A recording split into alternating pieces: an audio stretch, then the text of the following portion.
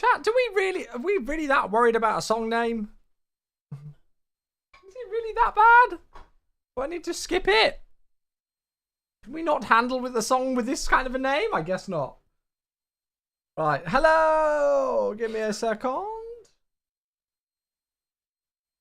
I will be with you in just a moment. I'm wondering why my stream isn't like showing up in the MSFS category thing.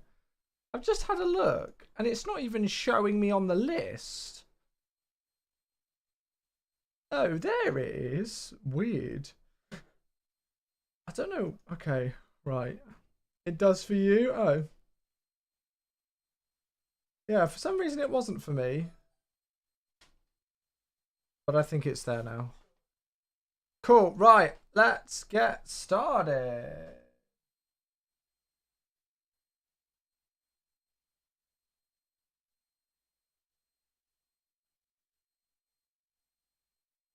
Well, hello. Good afternoon. New spawns. I need to grab the sub. Thank you very much for the 18 months to get us up.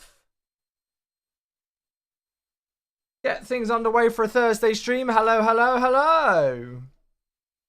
Thank you for the 18 months to get us started today. Good to see you all. Hope we're all well. Hello, friends. Huh? Yes, always. Good to see you, mate. Thank you very much indeed for the 18 months to start us off in style. How are we doing, everybody?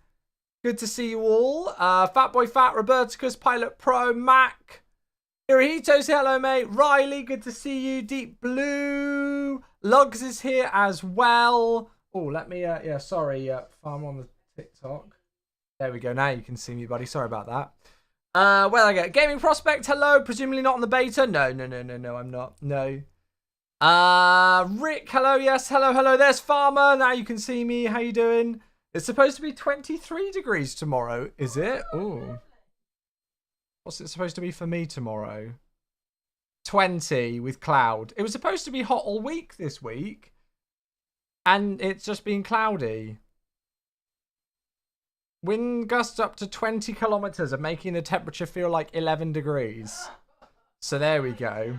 Yeah, it's supposed to be 20 and lovely tomorrow, but apparently not. And then Deep Blue with a sub. Hey, thank you very much indeed. For some reason, I'm not seeing that come up on the screen. Why has that not come up anywhere? Deep Blue, thank you for the sub. I'm literally not seeing it on any platform. It's not showing anywhere, like anywhere at all. Thank you very much. It's not on Stream Elements. It's not in Twitch chat. I don't even know. 20 tomorrow, but then 7 on Sunday. Yuck. It was a change from a prime to a regular. Got you. Oh, well, thank you, mate. That's very kind all the same. I'll do the mask. Why not? We've got no other reason. Why not? Thank you, buddy. I've been up since 2:30 local. Been a stormy morning here in Nashville. Tornadoes and... Oh, God. This is why I could never live in the USA with the crazy weather there. I just could not deal with that. I couldn't do it. Beta and the CRJ are not cooperating at the moment. Severe stutters with main thread jumping and tanking FPS. Oh, dear. Yes. Well, that's not good. That's not what we want. Right, let me make sure that we are set up and everything is set to go, and then we'll get the show on the road. Kenworth, 26 months. It's another one. Thank you very much, mate. I will turn the music down for a 26-month sub. Thank you. Cheers, bud. Very kind of you indeed. I hope you're well. Good to see you. Good to see you. Good to see you. Thank you for the 26 months, mate. Second sub of the day. Good to see you. Good to see you all. I hope we're in good spirits. We're back in the CRJ today because I found a very nice flight with it. Somebody recommended the other week when we were back in the CRJ to go to Aspen. And we've got brand new LAX, Los Angeles scenery from iniBuilds, the enhanced edition, which is not publicly released yet, but will be soon. And so this is like an officially enhanced scenery now for 2024, which is very exciting. And yeah, I managed to just find a flight that was out of LAX to Aspen in the CRJ. So I thought, perfect. And then on top of that, the CRJ is now released publicly. So we've got an updated build for that. And we've got the Boris Audio Works sound pack as well. to add into the mix. And literally earlier on today, I think it was. Yeah, it was earlier on today. Hues by Horizon, Silky Smooth on FlightSim.to released some livery packs. So we've got we don't have to use the default livery today, which is very exciting because the default liveries aren't great. So we've got all sorts to showcase today. We really do. Let's say some more hello. Who have we got? Spider-Kex, hello and good afternoon. Good to see you. Hello, hello. I don't know when the new scenery is out. I don't know exactly when it releases. We weren't told. Or at least we weren't told. Just getting over the flu. Oh, Kenworth, I hope you're feeling better soon, mate. Hey, Revs here. Hello, matey. How are you? Good to see you. Good to see you. I reported it to the devs. Yeah, fair enough. Anshu, the first one in on the YouTube stream. Hello, how you doing? On the CRJ V2 in Marketplace, any ideas when it's releasing? You have just as much of an idea about that as I do, mate. I do not control anything to do with Marketplace. Nothing to do with me whatsoever. In fact, I find out Marketplace releases after you guys because the dev update comes out way after I've gone to bed on a Thursday night. So take a look at the dev update that comes out tonight and see there. I'll have a look first thing tomorrow morning, but yeah. Aaron, hello, good to see you, good to see you. I feel like iniBuilds are making a big monopoly, slowly updating their sceneries to cash in on sales one by one. It's great that they're doing so well with the sceneries. And you know, this is the thing that we were worried about how long it would take to get things across. Like, you can get the old LAX scenery working fine. But there's lots of new things in this version to make it an enhanced scenery. Oh gosh, it's another sub. It's Craig. Hello. 47 months, 1 month away from the 4 years. Craig, I appreciate that a lot. Thank you very, very, very, very, very, very, very, very, very much. Oh, that's lovely to see. 47. Thank you very much indeed for the 47 months. Right, who's the A350 that's just spawned on top of me? Who's the A350 that's just spawned on top of me? Why can't people check VATSIM radar before logging on to the network? I do not know. And then Callum, thank you for the 83 months. Goodness, it's all flying in now. Craig, thank you, mate. Cheers for the 47 months again. Very, very, very, very, very kind of you. Who is it? Delta 7. Hello, darling. Thank you, Callum. Back with the 83 months sub. Goodness gracious. Oh, they've logged off now. They've noticed. Off to Tokyo Haneda. Guys, just check VATSIM radar before you log on. And then you don't ever have to spawn out and spawn back in again. Or the chances are quite unlikely of it, I guess. Guys, thank you very much. Cheers for these. Getting us going in style with a couple of subs. Taking us halfway through a level 2 hype train as well. Thank you.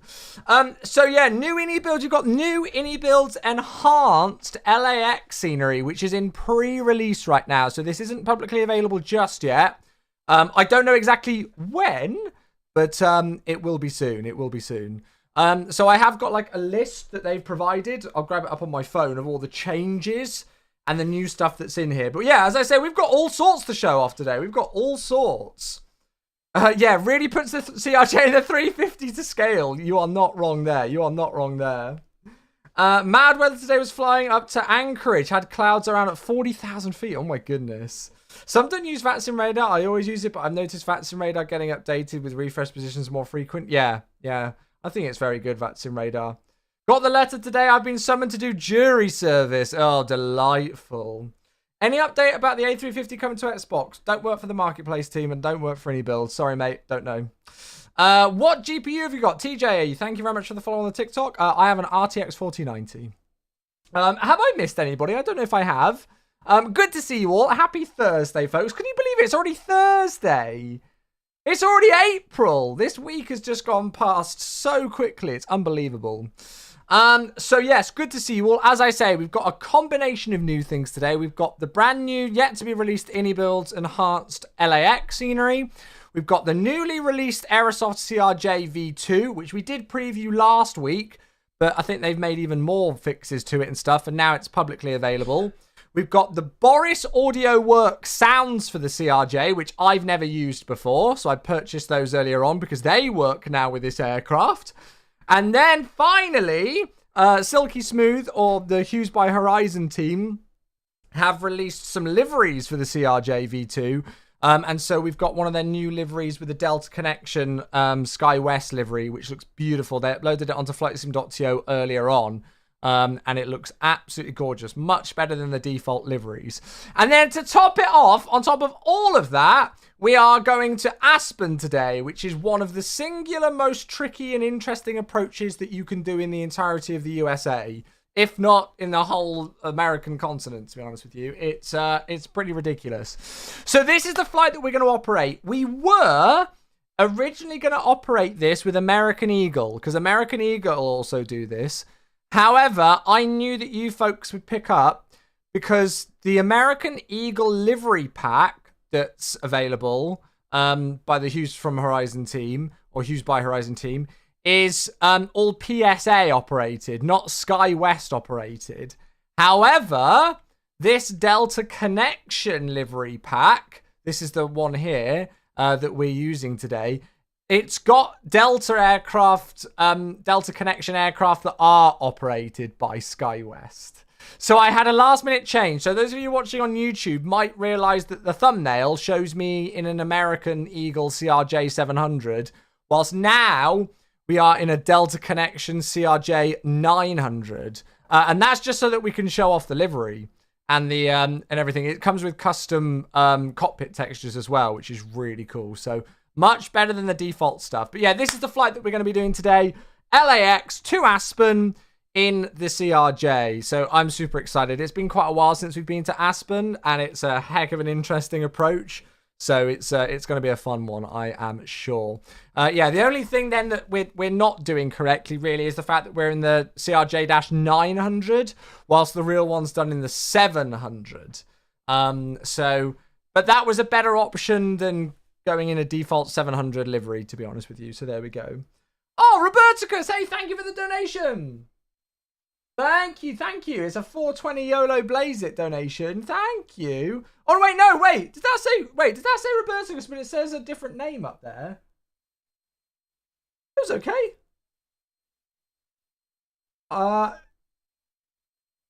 Well, I mean, I'm looking forward to a long weekend over Easter. I've got no idea what my plans are fully yet for Easter, but I'm looking forward to a long weekend, that's for sure.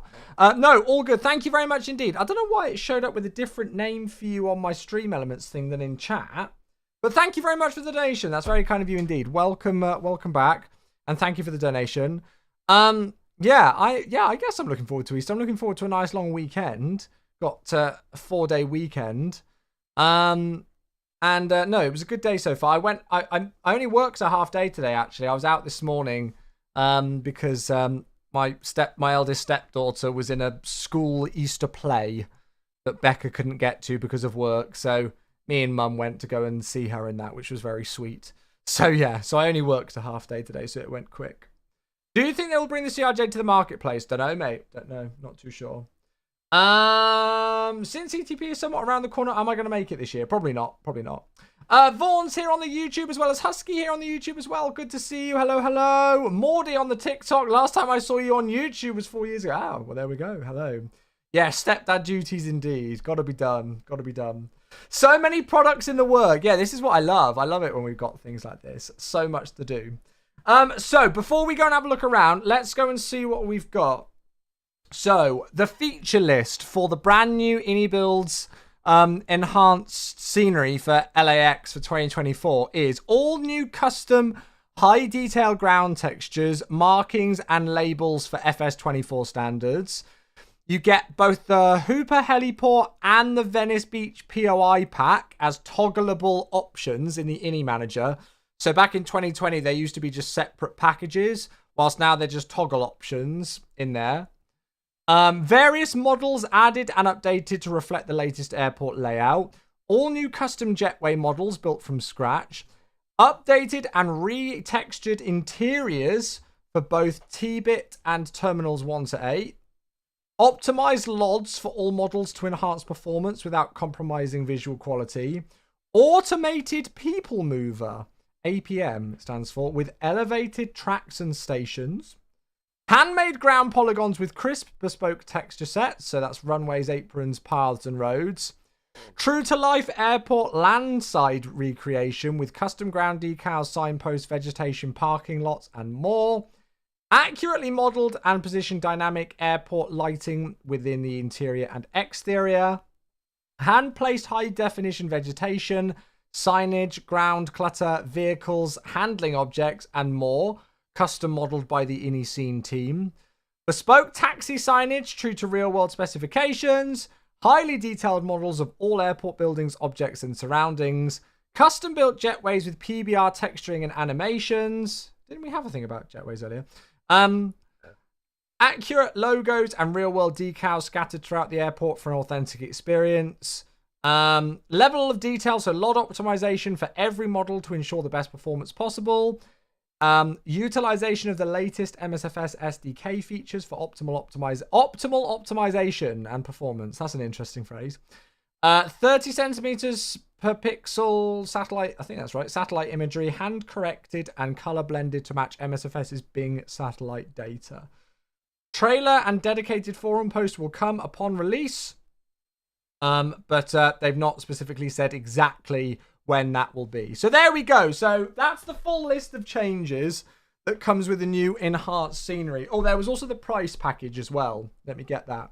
So the pricing information, if you've not purchased LAX scenery before, it will be £21.99 excluding VAT. However, if you already own the scenery in 2020, it's a fiver, £4.99 excluding VAT. So you can choose to upgrade to it. And this is one of the great things with iniBuilds is that it's an optional thing because the FS 2020 version of LAX works in 2024. You do need to have some options turned off, Jamie found, to get it to work properly. But yeah, if you just want all of the latest features, all of the new LOD optimizations and everything like that, everything new with the new SDK features in 2024, plus the option to have everything that you want activated or deactivated or whatever in the scenery, it's a fiver. So there we go. The usual £5 scam fee. How in the hell is it a scam fee when you can literally just use their 2020 scenery if you want? You do realise that it's a business who has to work. They don't just work on brand new products upgrading these things for free, do they? Mr. Jazz, hello, how you doing? I hate it when a company gets called a scam when they've literally got an option that already works in it that you can just use without complaining beforehand. This is an optional thing.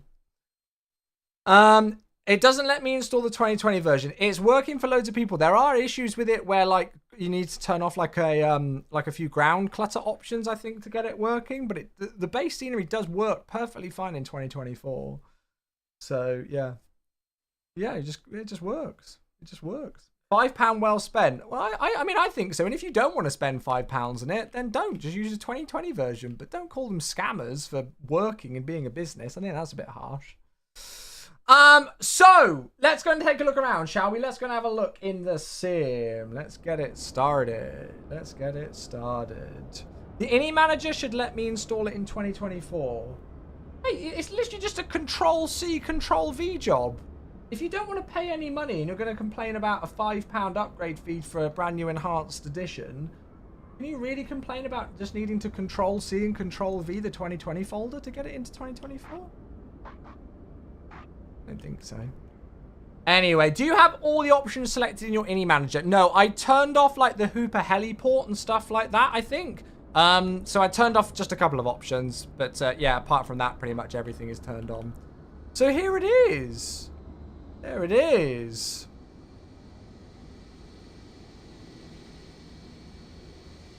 I don't want an enhanced version. The 2020 version eats your frames enough. Well, that's the whole point on the... Oh my god. That's the whole point on an enhanced version. I literally read it out. That there's new features in the MSFS SDK that helps with optimization. I'm literally... I don't know what to say. I really don't know what to say sometimes. This scenery will perform better than the 2020 version. That's one of the main points of it. Oh my goodness. Let's get on to more positive topics. Dendarian, thank you for 58 months. Before I have some sort of an aneurysm. Thank you very much indeed. Cheers for the 58 months, the one and only. Welcome back, my friend. How are you? Oh yeah, CRJ time. Indeed, indeed, indeed. Yeah, so this is one of the things that you should be getting better performance with this scenery over the 2020 version. So if the 2024 version is not, you know, not doing a great job in terms of performance for you, with the improvements that comes with the new LOD system in 2024 and everything like that, it should be helping. It looks quite busy on the ground here. It looks like there's quite a lot going on. So there's a bit of traffic around. But here it is in all its fashion. The main one for me that I just love with the new iniBuilds updates to their sceneries is the things with the ground textures and everything being updated. So you'll see as we kind of get close to them in this region that you can start to see the beautiful ground textures that we've got in the scenery. And all the jetways have been redone and stuff like that, which looks gorgeous as well. You can see the in and out over there. I've walked through that door. Beautiful, beautiful, beautiful, beautiful. So it looks awesome. It looks awesome. So yeah, you might see some stuff with like objects loading in and out like that, but this is just because we're going in like crazy drone views looking around. I don't think it's going to be noticeable when we're taxiing around or anything like that. Oh look, there's somebody landing on 24 right. It sounds like there's somebody taxiing out for 24 left as well. A Frontier. It has micro stutters. I'm not noticing them. If you're getting micro stutters, that might be like the like for my stream relay over to the streaming PC. I'm not noticing micro stutters.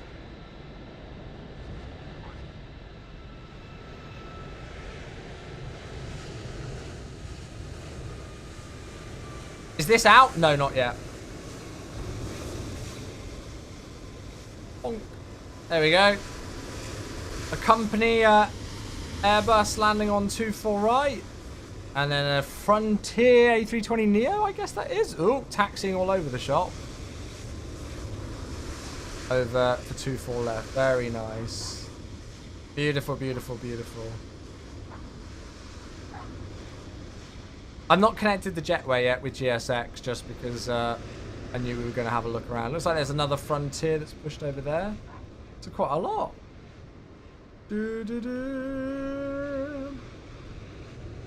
When will the gear problem be fixed for traffic? I don't know, because I don't know if that's a specific like package like FSLTL and stuff that needs to be updated for that. I'm not too sure. I'm not too sure. Does the Bradley terminal have interior? Is that this bit over here? So we're gonna have, oh yeah, Tom Bradley International. We're gonna have a look.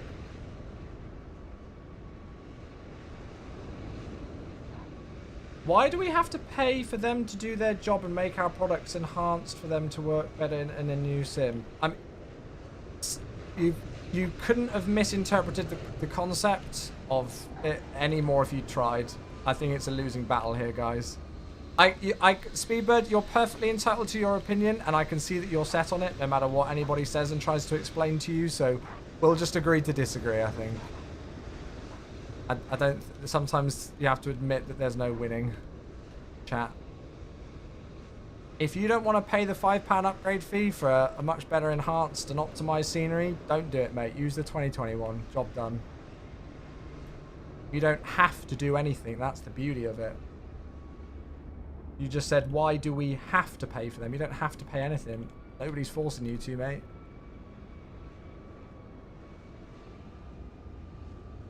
Did anyone else got on the Tuesday? Oh, don't tell me you actually believed that, Riley. Don't tell me you actually believed that one. Yeah, I'm not too sure with the scenery whether you can use walk around mode to go and have a walk. That's a good point, actually. I'm not too sure about that. Because I know you can on the Heathrow scenery.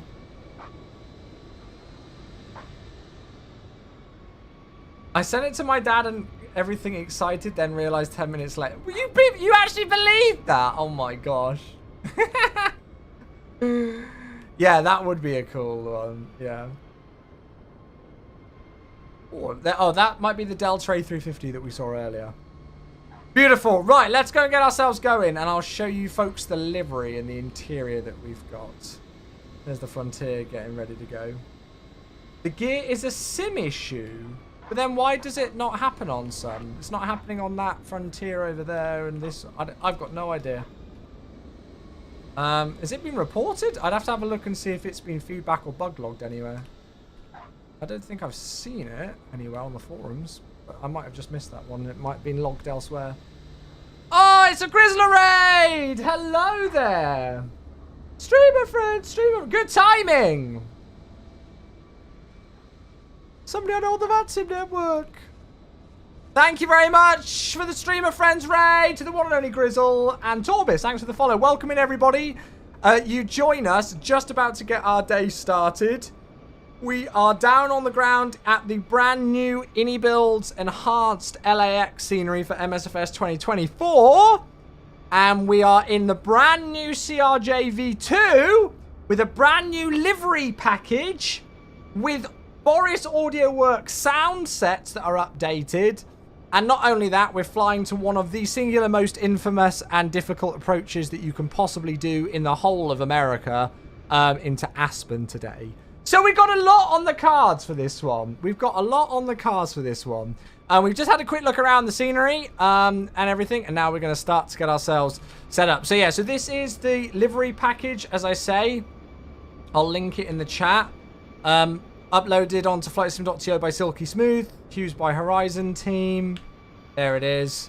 And so this is available now. So this is why we're flying the CRJ 900 today. This flight is normally operated in a CRJ 700, but because I wanted to show off this livery package and everything, that's why we're in the 900 today. So yes, right. Let's see if oh that does look better on the interior, doesn't it? Goodness gracious. Okay. Right, yes, the exterior and the interior are much better. Let's go and get the jetway connected. Oh, what in the world? Why is the text so small?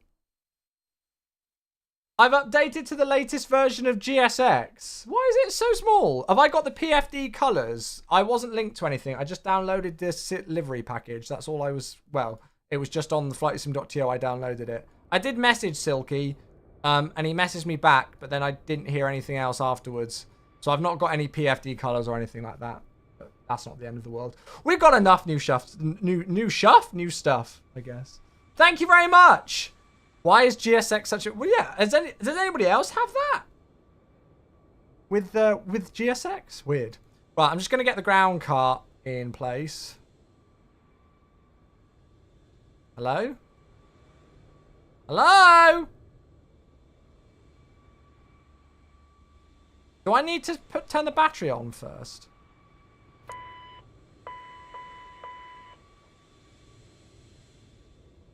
Oh, chocks. That'll be why.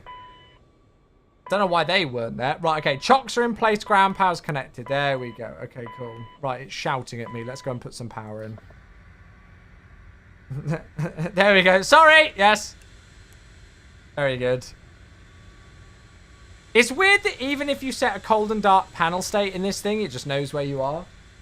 Pixel, hey, thank you. Oh my goodness gracious me. That is a 101-month sub. Holy moly. Thank you very much indeed. I appreciate the 12-month sub. Thank you, thank you, thank you, thank you, thank you. Welcome back. I hope you are well. Jamie, don't even try. We've tried logical responses and it's not worked. Pixel, I love you. That is a super long sub for 101 months. You're a legend. Raphael as well. Thank you for the follow. Goodness gracious. I was looking the other day at the amount of subs that we've got in the triple figure mark now, and it's crazy. It really is. Thank you very much. A long time support of the stream. 101 months. My goodness. Right. Okay, so let's have a look on here. And we've got the jetway attached. Ground power's connected. Chocks are in place. Good. We'll go and have a quick looky around the flight deck, and then we'll go and get some weight and balance. You feel old. Think how I feel. Think how I feel, my friend. Right, okay, so external power's connected. Battery is on. I don't know if I need the DC service on. I've got no idea. I'll leave it as is. And then nav lights are on. We'll leave this in auto and leave that where it is. I think I'll leave those for where they are for now. Recirc fans can go on. I'll put the packs on because they're automatic. Is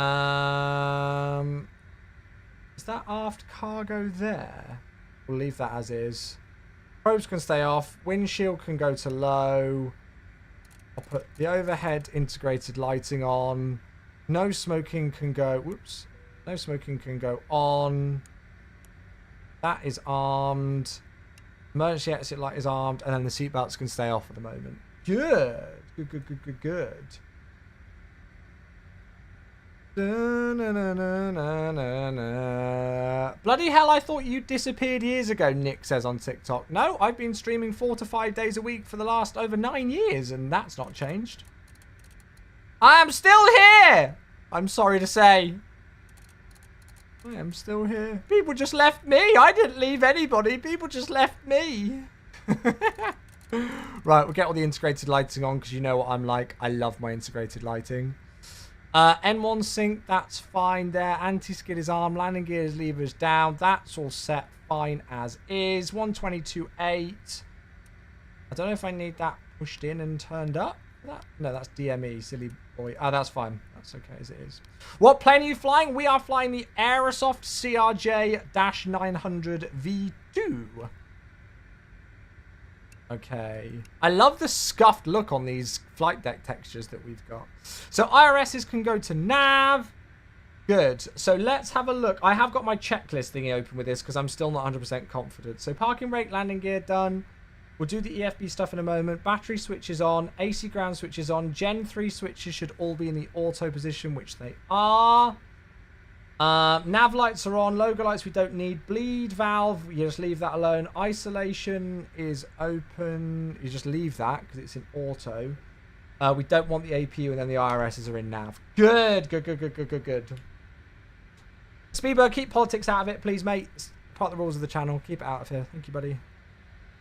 Right. Import OFP. Isolation is closed right now. Yeah, but it's all automatic. So this is a common misconception. You don't need to do anything with this. Can you see where it's boxed here? That's for manual mode. If you just leave it in auto, it will automatically open the isolation valve for you. So doing this does nothing unless it's in manual. Apparently. There you are. Right, cool. So we have got the flight information here. Let's go and make sure... Yes, that we are on pounds selected first. And then we might just import that again and just make sure that it's got the payload and everything. I don't know whether it will actually pull it through. So switch to 0 fuel weight. I don't know what it should be. Oh yeah, we'll do inches as well, yeah. Let's have a look and see if we can find out what it should be. Sounds busy. Oh, the 0 fuel weight. Oh, that's worrying. 666.09. Ha ha. So we've got to do that. 66609. Enter, and then the fuel needs to be 7. Is that it? I guess. Well, oh, no. Sorry, it's 12.4. Goodness gracious, that was trip taxi, silly boy. 12.4. So we'll enter both of these. Hello. Oh, I silly. There we go. 12.4. So I'm hoping just setting that into there will work. It's got the fuel in, so that's a good start. Let's go and get we might have to enter that in again if GSX memes itself. Oh, this is so weird. What is this? With the text. Why is it so small? That's what she said. Right, request boarding. There we go. Oh, hello there. It's a Delta A330. Where are they going? Where be they off to? Detroit. Very nice. Can't help yourself, can you? What can I say? What can I say? Do we want to attach the pushback tug? Yeah, why not? We don't want to board the crew. That's a bold type of equipment to use on this aircraft.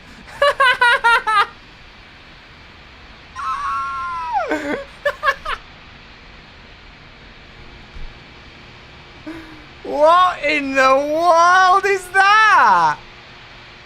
Right, somebody needs to make a GSX profile for the CRJ.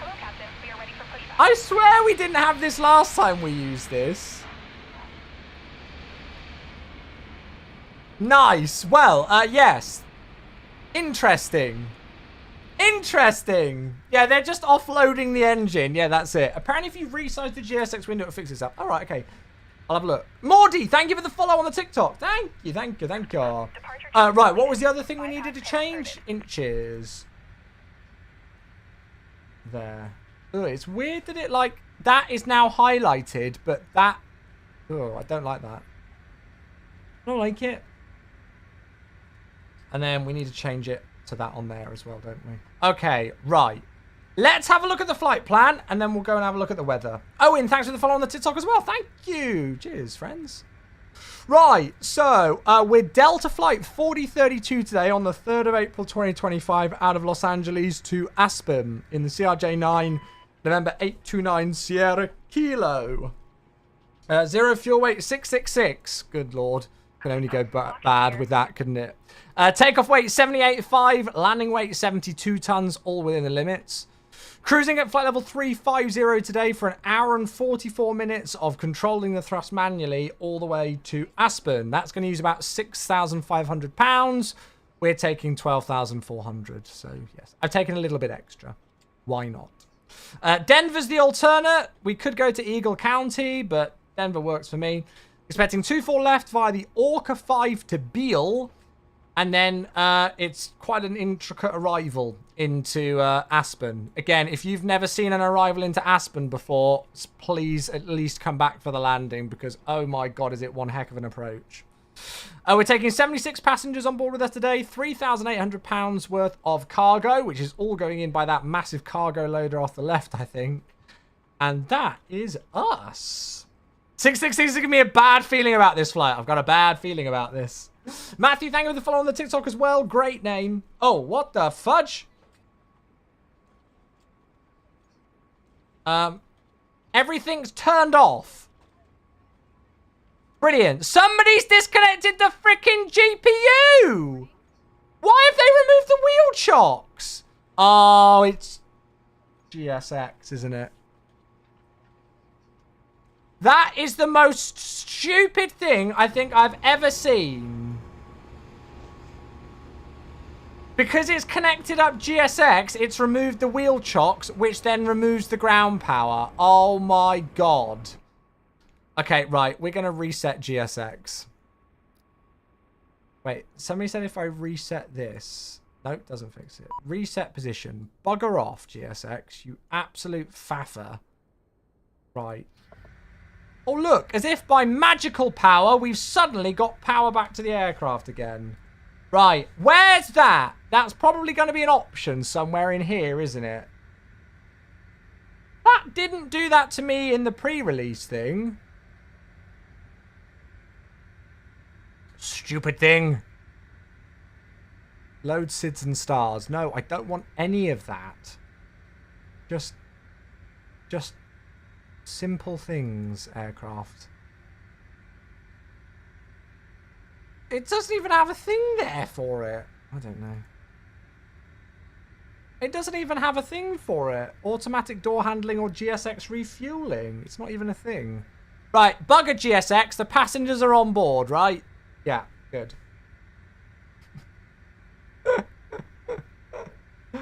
Right. Where am I going? What am I doing? I've forgotten. Return to load sheet. I didn't even click off there. Oh my God. Right. 60. No. It annoys me where if you can't, you start typing, it doesn't delete what was already entered. 66609 set. Please tell me that's actually set now. Please, for the love of God. Just start the APU. Yes, but Greta will then hate me. Anyway, right, okay. Let's continue on. Let's have a look at the weather, shall we? Have they fixed the thing where the weather is out of date? Nope. Refresh weather. So this was issued at 16:53 Zulu. Ooh, it's actually quite interesting. The wind's 150 degrees at 3 knots. Oh, no, it's not that interesting. Oh, God, it's interesting at... Oh, my God. It's interesting at Aspen. Help. 150 degrees, 3 knots. Broken clouds at 3,000. Broken at 8. Temperature 14. Dew point of 6. And the altimeter is 29 and 9 of 5. The aircraft seems to think it's 2994. But we'll go with 5. Cool. So 2999. And then we need to switch that across and do that as well. Cool. So, yeah, we're landing runway 15 on a runway that's 8,000 feet above sea level with terrain everywhere. And the winds are, well, they're only, it's 250, so I guess it's not too bad. 10 gusting 15 with overcast clouds and it's freezing. Nice. Brilliant. Well, this could be interesting. Cool, so altimeter's in. Weight and balance is hopefully in. Let's set up the CDU. So, position, initialization. We're on the latest database. That's all correct. Pause in it today. We are at KLAX. And then if we go next page and just grab this and stick it in there, it should pick up the data. Lovely. Flight plan. Can I go over to here and do send to FMS? I think I can. There we go. So, flight plan. LAX to ASE with Denver as the alternate. That's all correct. Delta 4032. And I'm not going to check all of these, but it does look like it's got the flight plan in, no problem. Lovely. No, isn't COR correction? Yeah, COR is correction, isn't it? Yeah. So we'll execute the flight plan. And then we will go to the departures and arrivals page. I'm going to put in the full flight plan now. Just so then we don't have to faff too much in the air. So 24 left for departure. And we are out on the Orca 5 to Beale today. Orca 5 to Beale. There it is. Execute that. And then we'll head back to the departures and arrivals index and we'll put the arrival in. So, now for the fun part. Let's go and see what we're doing here. Let's go and yeet that across. We will get some charts up for here as well shortly, but I just want to have a look at this. So there's no arrivals. We've got a lock DME East. Somebody said to do the roaring visuals. I don't think we're going to be able to do that because of the weather. I think this is the one that we want. The lock DME. There is an RNAV. But I don't think that will work. Are we doing kilograms or pounds? Asking for Ian. What does that? I'm confused. We're in pounds. I think we'll do the lock DME. Because then we get some sort of a steady descent rate. So it's going to be... I'll do the lock DME from Ajax. So it's the Echo, right? Yeah, lock DME from Ajax. That'll do. Execute that. Then back to the legs page. There's the departure, which we'll brief again shortly. But we're just going to have a look at this. Yeah, that looks correct, I think. So if I now swing this across here.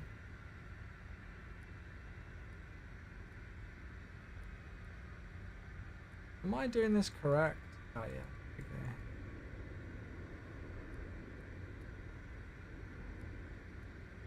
It's quite an interesting arrival, this, as I say. There we go. Look at this. So we'll fly right over the top of the airport. And then... Oh, there's lift. Oh, okay. I see. So does lift appear again?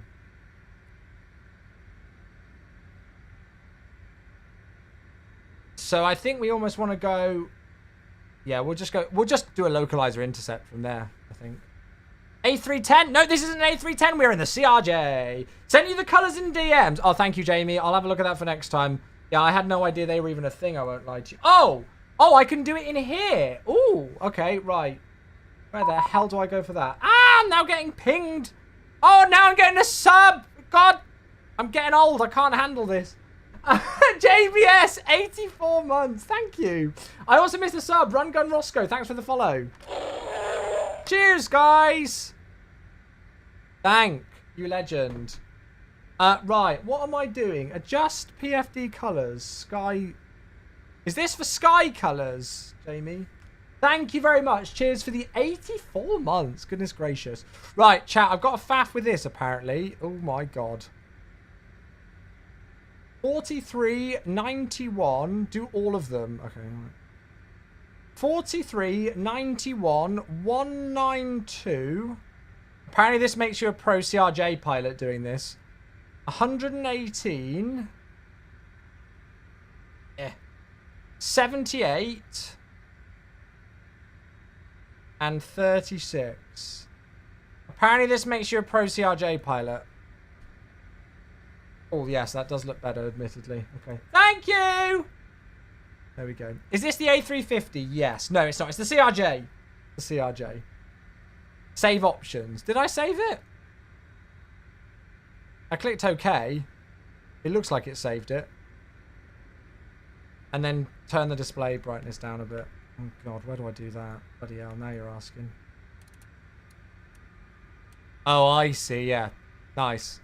Cool. Right. I'm happy with that.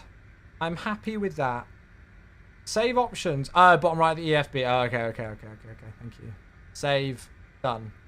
Right, good. So CDU is fine there. Let's go to Perfinite, shall we? And do this. So we're cruising at 35,000 today. Thank you, Jamie. That's very kind. Fuel, we've got 12,400. Zero fuel weight. Knowing my luck, it's probably changed again.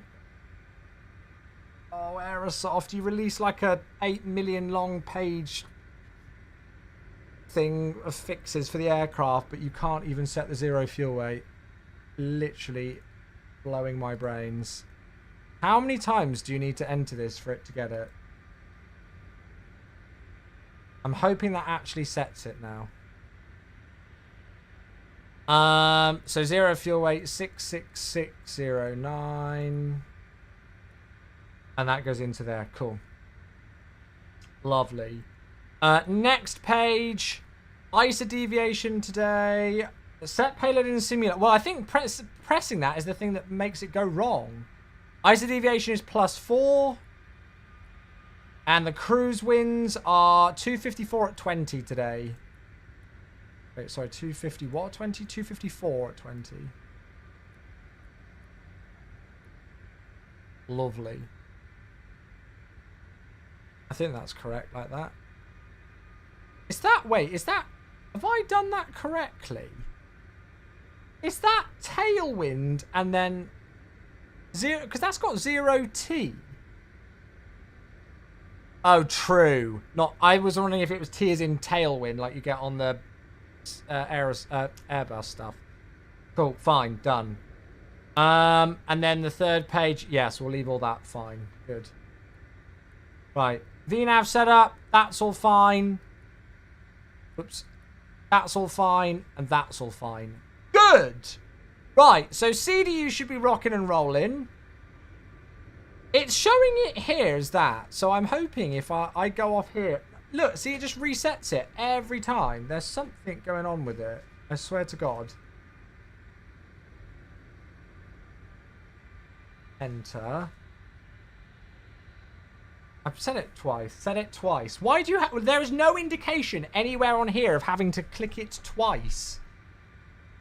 Stupid thing. No, look. It just keeps doing it.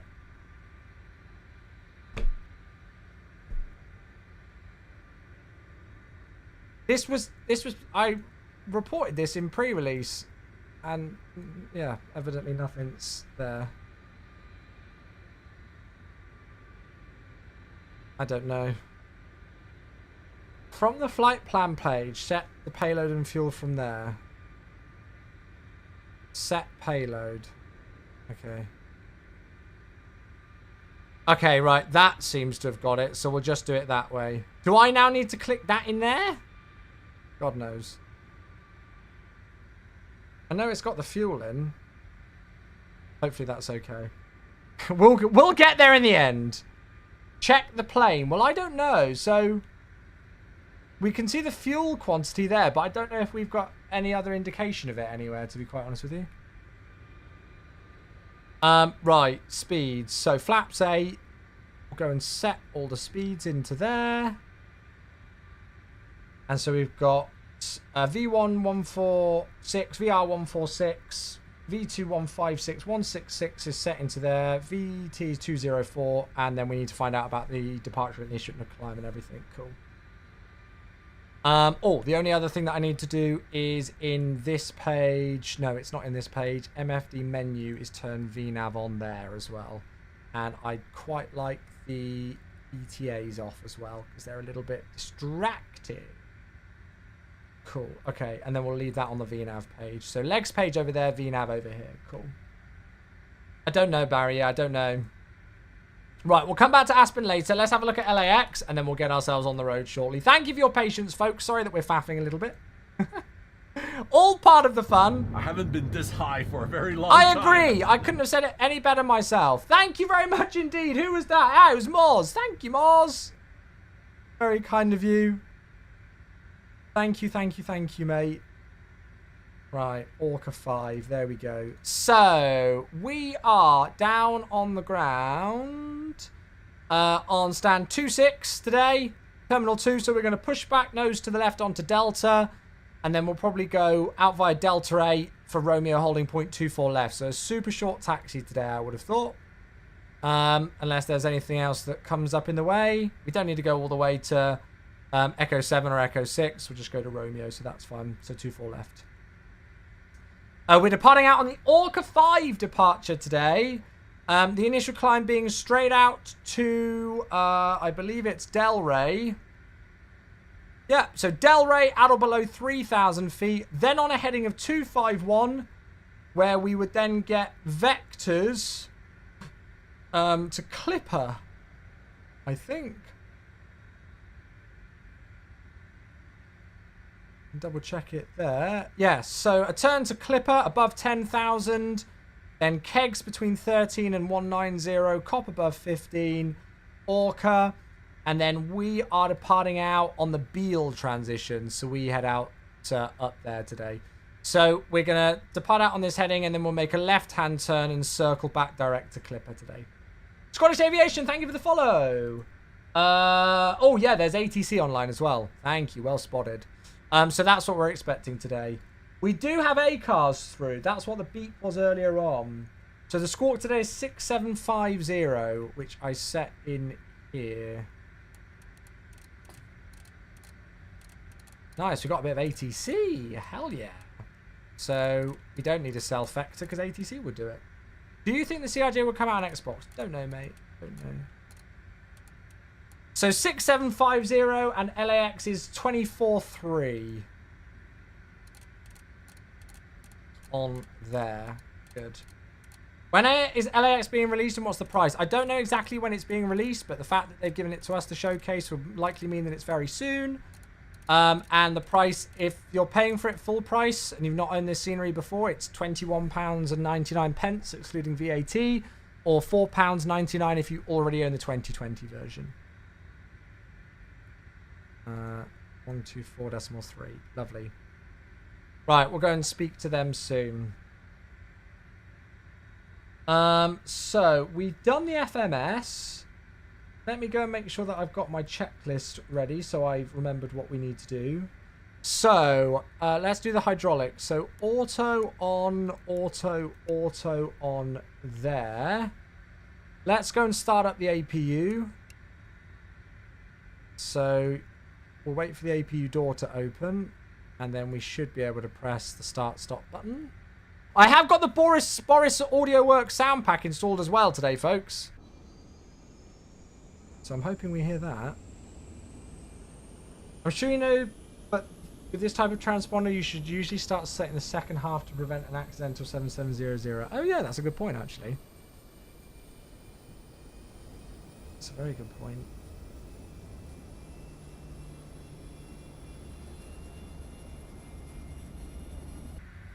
So APU is spooling up. Packs are on. There we go. You just heard them come online. Recirc fans are on.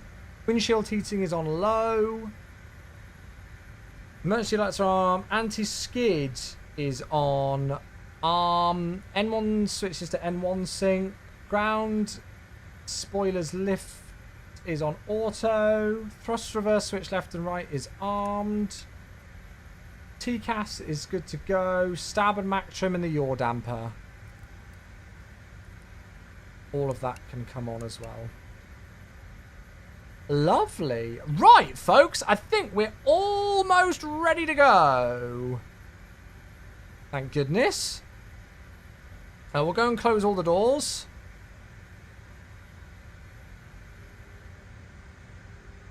And we're on the APU now, so we can disconnect the external power without it going cold and dark like it did on us earlier on.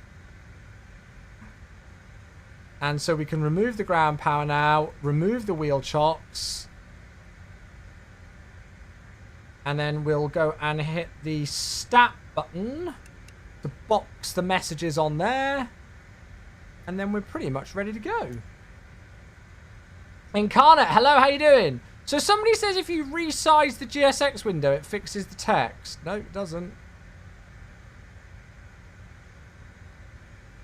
Doesn't seem to for me. Weird. Right, request a pushback and departure. Oh, I just want to check something very quickly. I just want to check to see if my things are set for the detents.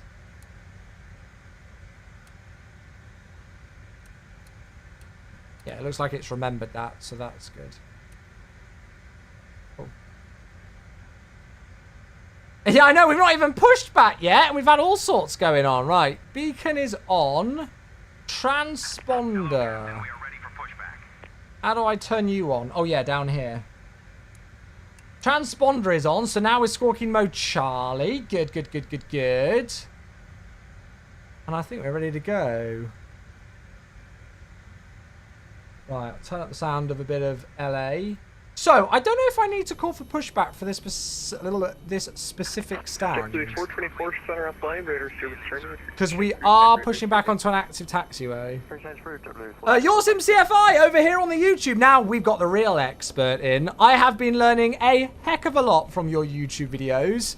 So thank you very much for the awesome content. Folks, if whatever platform you're on, you don't subscribe to Yoursim CFI over on YouTube, if you want the real pro to go and learn how to fly a CRJ from, please go and check out their YouTube.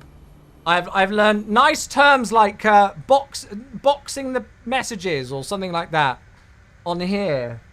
Lots of good stuff. So thank you very, very much indeed for tuning in and saying hello. Please forgive my lack of skills in your beloved aircraft. It's just Yoursim CFI. I'm sure somebody can grab the link for those of you asking on Twitch.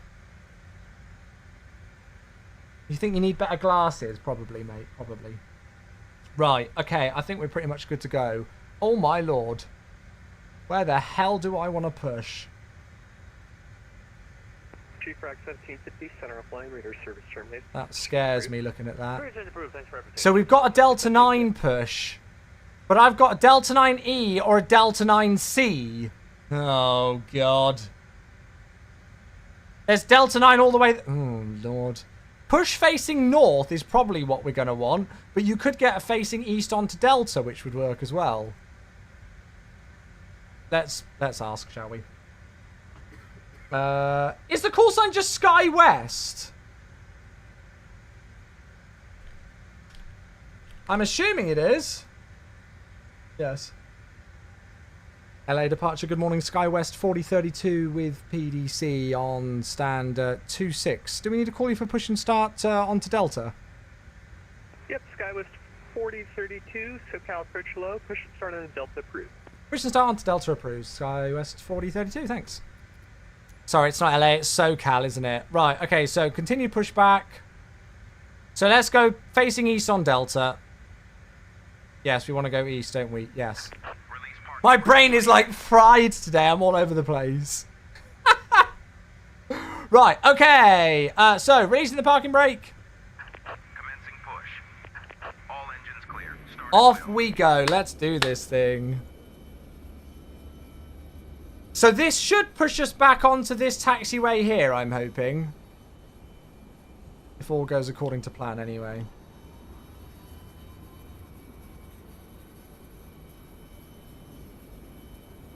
The original question was facing west or east.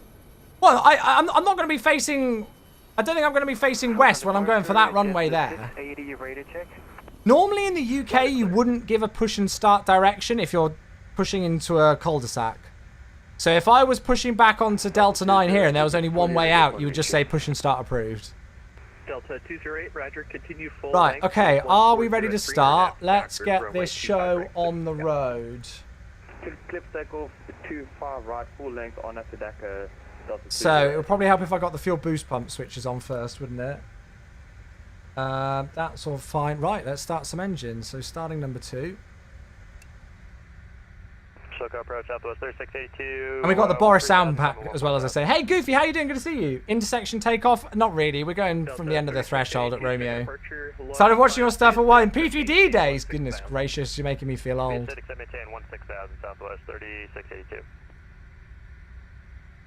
19. Right, 20%. Oh shit, I've just shut down the engine. That's a good start. Why is that not moving?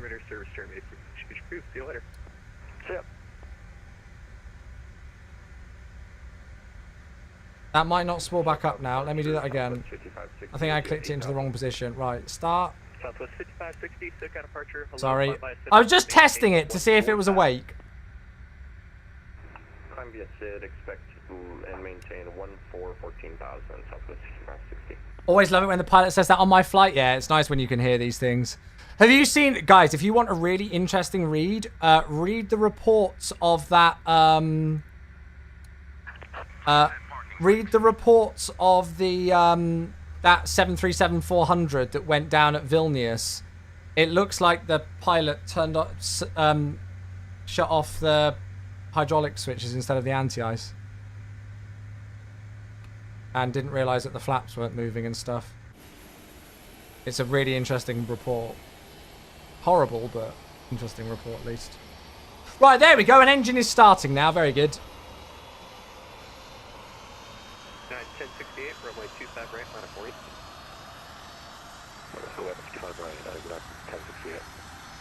Oh, his head's in the aircraft. Always nice.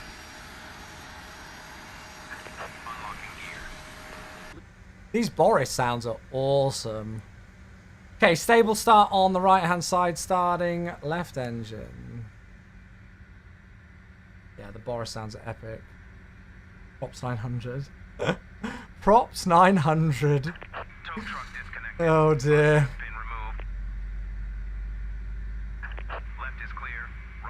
Kieran, how are you, mate?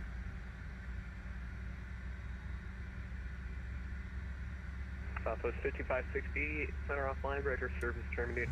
Change for you. Frequency change approved, over to Unicom, Southwest 5560, good day. Off go the ground crew! Contact, stay altitude. Crossing 2,000 feet, Delta 208. Delta 208, climb maintain 1 This livery is so much better than the Aerosoft default ones. Holy moly.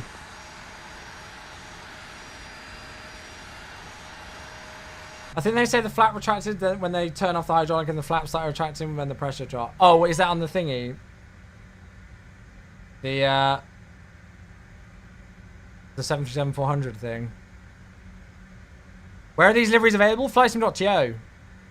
Yeah, for the DHL, yeah. I need to read it again properly. Right, 2 good engine starts. So I'm going to flow from left to right. So APU start off. That can go off there. Probes can go on. 1068, wind 140 at 3, RNS Dakar. And then we don't need anti-ice or anything, so we're good with that. Leave that as is. Right, that's 1068. Flaps can go to 8.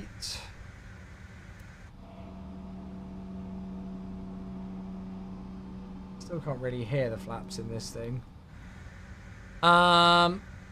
I'm going to set my heading. No, that's not what I wanted to set. 208, radar contact lost. Oh dear, that's not what you want to hear either. Just going to set 251 in here because it is a vector's departure, so we've got to remember that. V-speeds are set. Trim. So we have got a trim value today of 6.5. Wrong way. 6.5. That's all good. And then we'll get nose wheel steering armed. And then I think we're ready to rock and roll.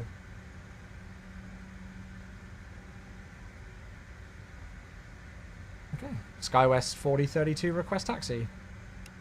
SkyWest 4032, runway 24 left, taxi via Echo, the altimeter 29905. 24 left, taxi via Echo, altimeter 29905, SkyWest 4032.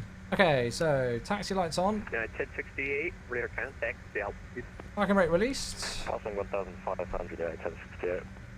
1068, climb maintain 10,000. So he's given us via Echo, so we're here, so we're just going to make the left onto Echo.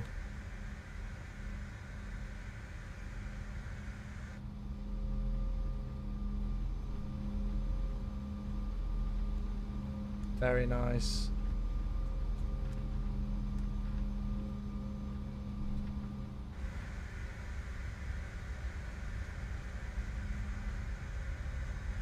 Okie doke. Clear on the left.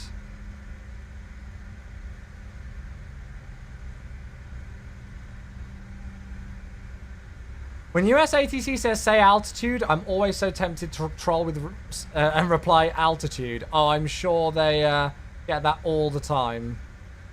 Has it fixed the autopilot disconnect thing? Oh, I don't know about that, actually. I didn't think about that. That's a good point. And it also reminds me to make sure that I arm takeoff. Thank you. Oh, shoot. What's the initial climb on the SID? Sorry, that's silly of me. It's going to be 3,000 for the restriction at Docker, isn't it? Except maintain 5,000 United 1068.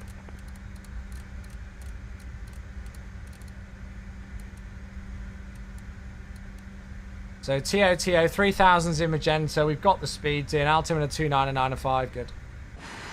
Cameron, thanks for the follow on the TikTok. Thank you, mate.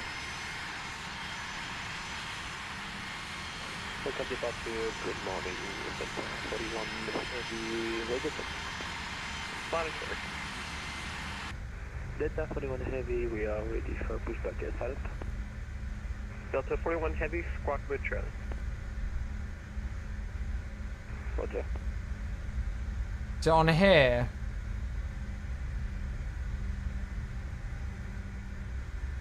Initial climb flight level 230.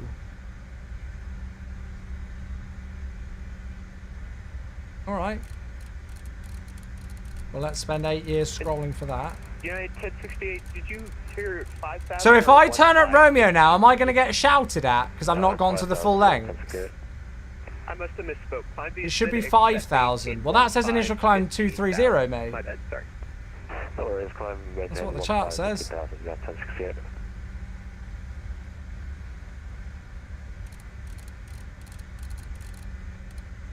Delta 41 Heavy, push and start on a Kilo Cruise. The PDC. Oh, yeah, no, you are right. 5,000. Let's scroll all the way back again. I could have just checked the PDC. God, what's with me today? I'm really not with it. I blame the fact that it's a Thursday. I'm blaming the fact that it's a Thursday. I've got no other excuse than that. I don't know what's wrong with me today.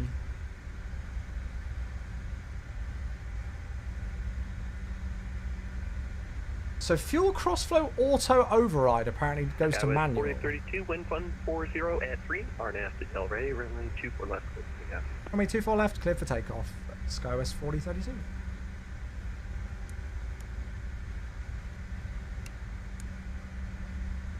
Right, pausing the alertings. I'm just taking it nice and slow. How the hell do I get the TCAS turned on in this thing? It says TCAS auto, so I think we don't touch it. Okay, anti-ice not needed. Autopilot set. Yeah, that's fine. Cool, lovely. We're good to go. Right, are we ready? Beautiful. God, those clouds look a bit mean, don't they? But the scenery just looks epic.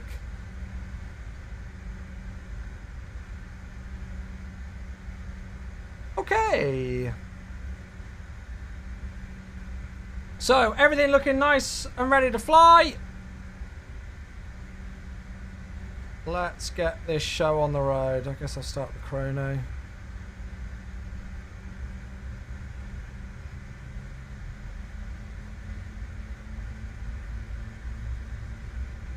Get nice and stable.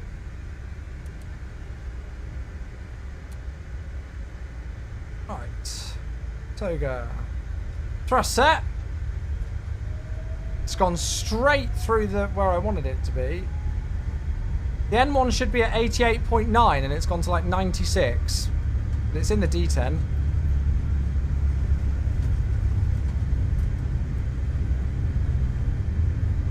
Runway textures look so good at this new scenery. Rotate. I have added a little bit of a sensitivity curve in, but yeah. Delta, correction. Okay, positive climb. You're up. Flying radar surface group. Good day. Okay, the copy that has to have a good day. Performance is really good. Okay, speed. Nav.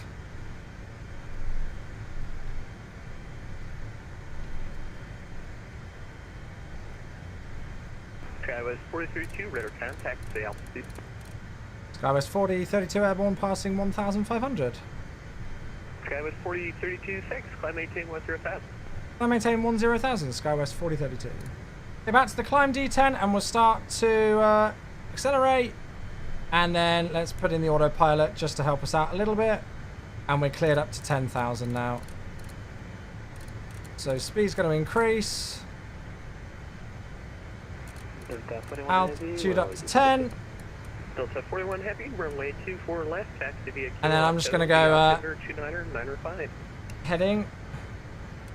Runway 24 left, kilo altimeter. Okay, flaps 1.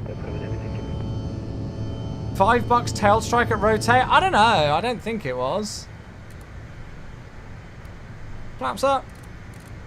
I don't think it was. It's just this thing struggles because it's so sensitive. So you either yeet it off or you don't get anything.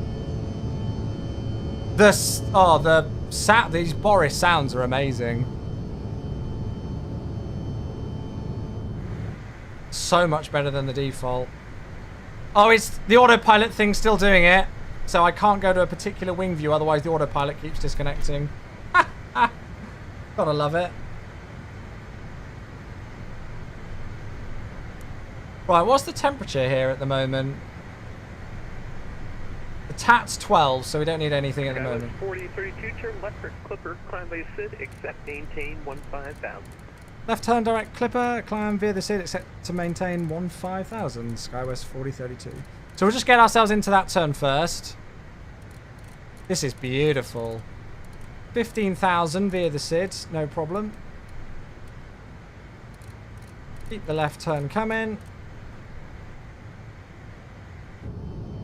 Enjoy the views.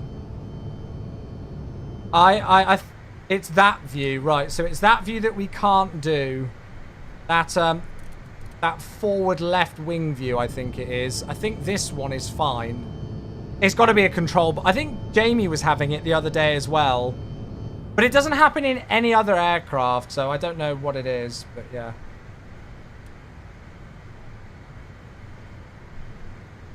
Okay, so legs page, we need to bring Clipper to there, don't we? To the second section, and then we execute that. And now we should be able to engage nav, and it'll hold the left-hand turn still. So there's FMS1, climb at 250 knots, up to 15,000. We're already through 8. Temperatures, the TAT's at 5 now, so I might, just out of an abundance of caution, whack a little bit of cowling anti-ice on. Turn that to auto again. These clouds look beautiful. Look at that.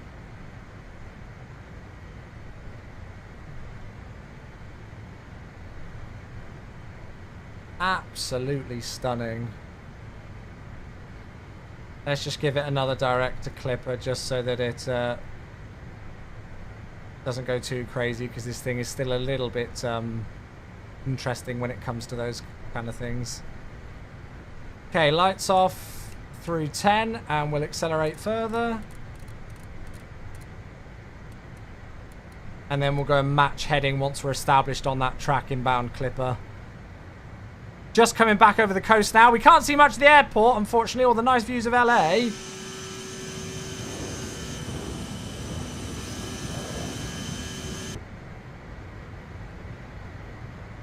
Speed's coming up to 290 beautifully. And I'm just going to do that direct clipper one more time just to make sure.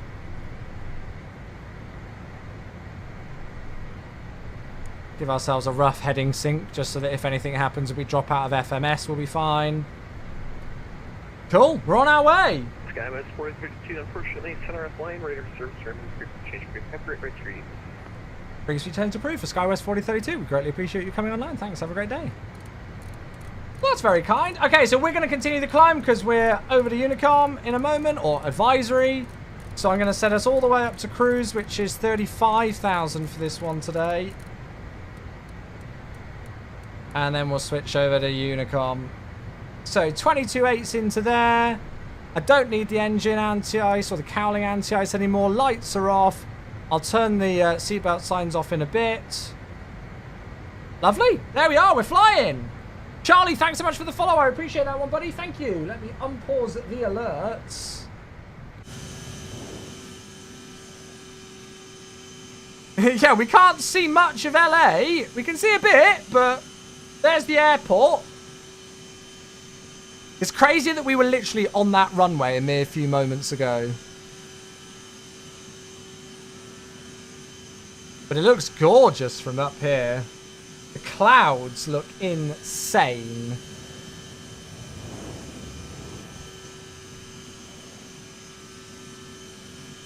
Yeah, and these Boris sounds are much better than the default. Much better. Not that that was difficult, but yes. Oh, hello. Thank you. Right, well, there we go. Should we stick some music on? We're on our way. We'll go and get some tunes going. G'day from Perth. Charlie, how you doing? Welcome, welcome. What happened with Grizz earlier? Ah, we thought it was a troll, but it turns out it wasn't in the end. Somebody was making really weird noises down the frequency, and it sounded like somebody was trying to do something weird with like meowing noises down the frequency. So we were trying to find out who it was. And it turns out it was actually somebody on the stream whose mic was really messed up. But I've never heard of anything like it before. Yeah, never heard of anything quite like it before. Okay, so we're approaching flight level 180, so we're going to set standard. We're over on the FO side as well. And in the center. I think you can sync these, but hey. And there we have it, everybody. Well, that was a fun departure, wasn't it? I enjoyed that.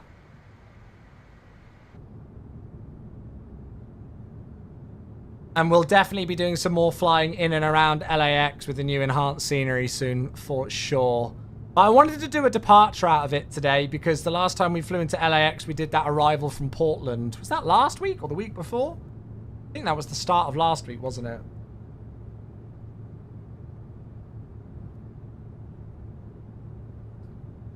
Do you want to check your camera keybind on Unicom? Nah, not really. It's not the end of the world because I've still got, yeah, remind me when we're on the ground at Aspen. We've still got this wing view that works fine. It's numpad 7 that's doing something.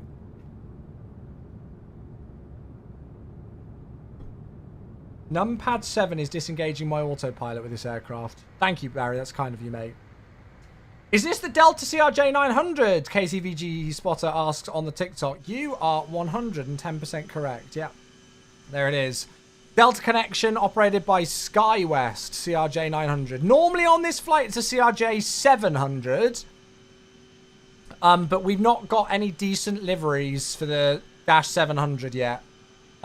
These liveries for the CRJ V2 have just released by the Hughes by Horizon team. So that's why we're in the 900.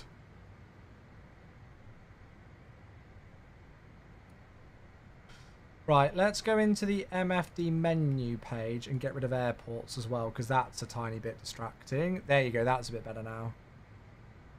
I'm getting more and more used to this aircraft. I've got like a spreadsheet, not a spreadsheet, like a checklist thing that I downloaded from flightsim.to up that I used a few times. But I don't really feel like I need it now. I feel like I'm pretty comfortable with things. Even if I don't get the flow in 100% the right order, I'm pretty sure I'll remember most things that I need to do. It's just going to be little things like nose wheel steering arm and stuff like that. But we should be all right with things in time. The more we fly this thing, the more we'll get used to the flow of it. But this is only, what, my 4th flight with it in the last, like, 3.5 years. So I think we're doing okay. You remember the basics, things like gear up, 400 feet speed and nav and those kind of, you know, those kind of bits and bobs. We have got some beautiful views. An old man, yeah, that's it. Can I get the checklist in pivot table form? Can you imagine? Can you imagine?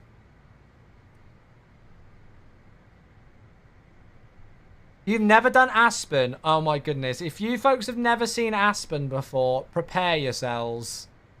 Because it is one heck of an arrival. I'm more nervous about it than I was KASE the other day. Yeah.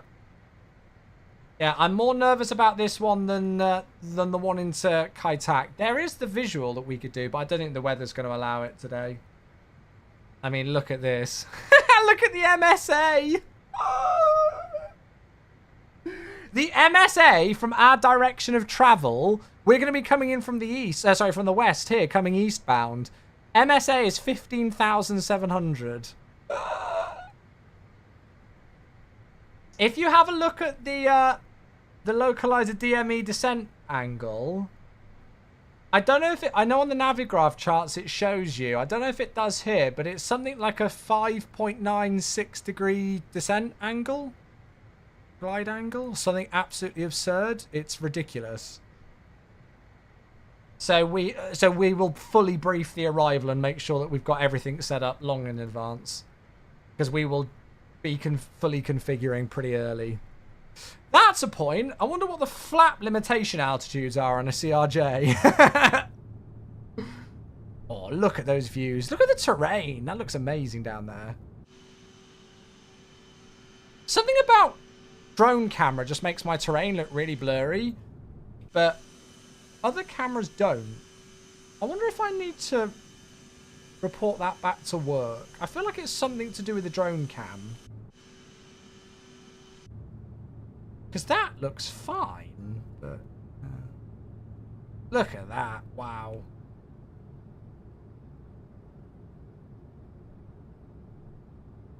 The largest planes that can get in there are the CR7. Oh, so we're taking an aircraft that's not even rated to fly here. Oh, shit. Well, this should be interesting then. Maximum auto brake? Not auto brake, maximum manual braking, even. Am I using it? No, there's default ones that you can get in the sim, Revs. There's loads. I know lots of people do use auto FPS, right? Although Ian said he was having issues with it the other day, so he's got rid of it now, I think. What about Samos? You know what? We still need to revisit Samos, don't we? We need some sort of special anniversary to do Samos again. Yeah, we need to think of something. Lumin Samos.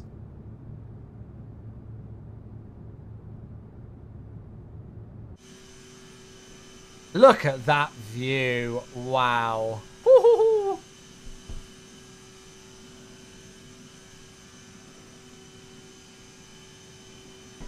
It is a shame that we have to, like, pay extra on top of the price of this aircraft to get, like, sound packs that are really good for it, but I am glad I have picked up the Boris sound packs. Or sound pack, even, because it is nice. It does make a difference. I can see why people use it.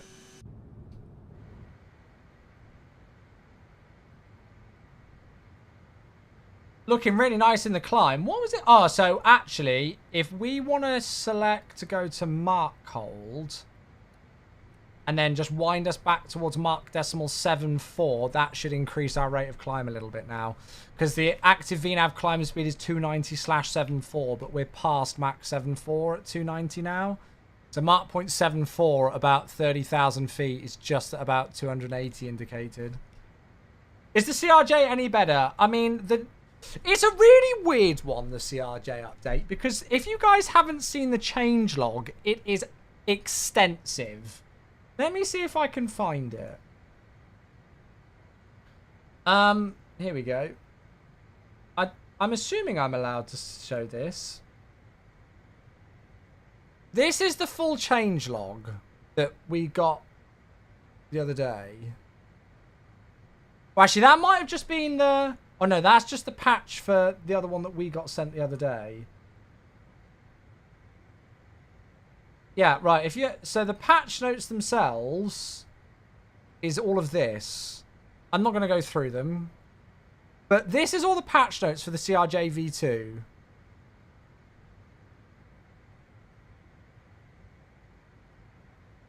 Like, there's a lot. There really is a heck of a lot in here. It just goes on and on and on.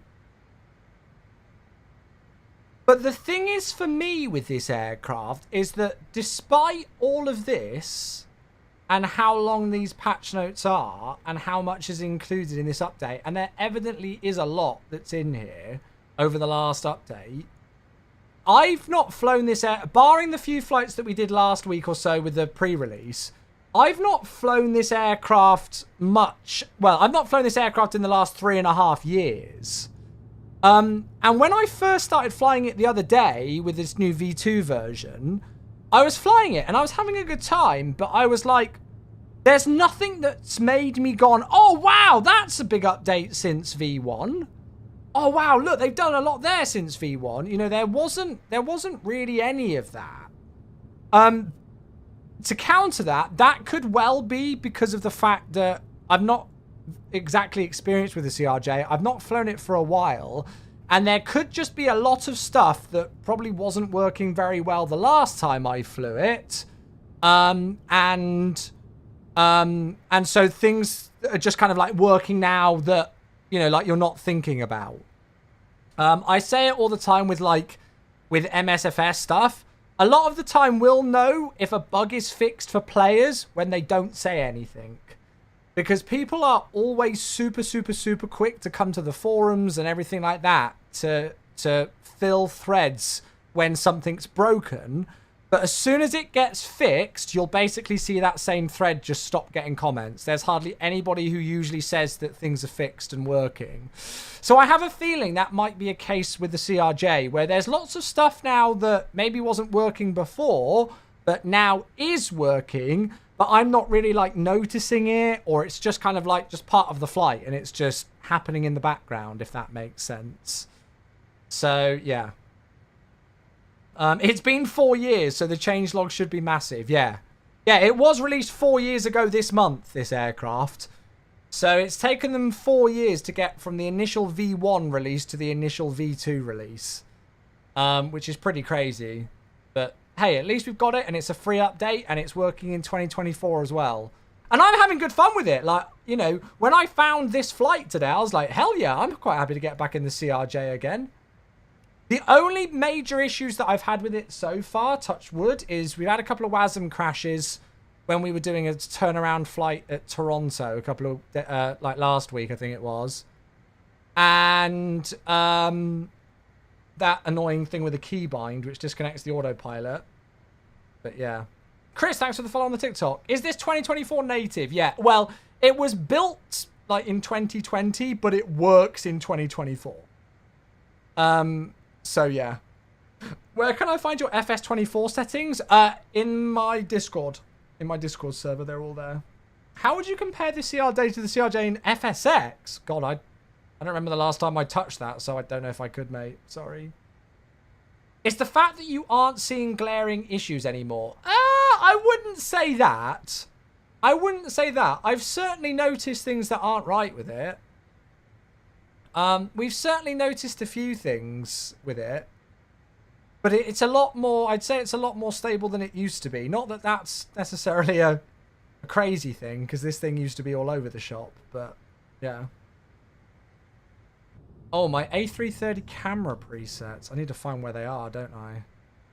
Right, there's altitude cap, so we're just going to think about walking the throttles back just a touch.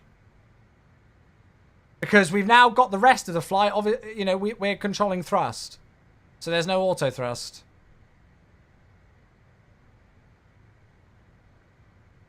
You're really enjoying the CRJ? Yeah, I think I am.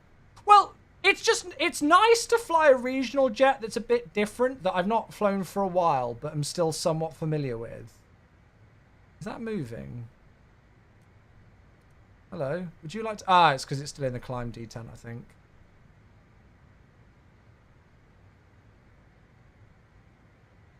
There we go. That'll be why. Lovely. Right, so we're at 35,000 feet established in the cruise. We'll just match up the throttles. And then I'll slow us down a little bit because we are cruising at Mach 0.74. And then we're on our way.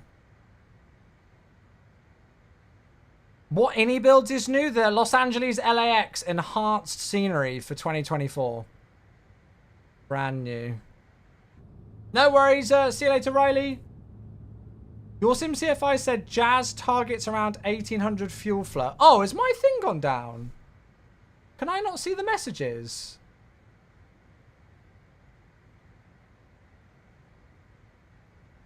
Wait, let me... Am I missing YouTube messages? Let me go on my... Sorry, if I'm missing messages on YouTube, I do apologize. I've seen Nerd's message about having crashes on the latest beta.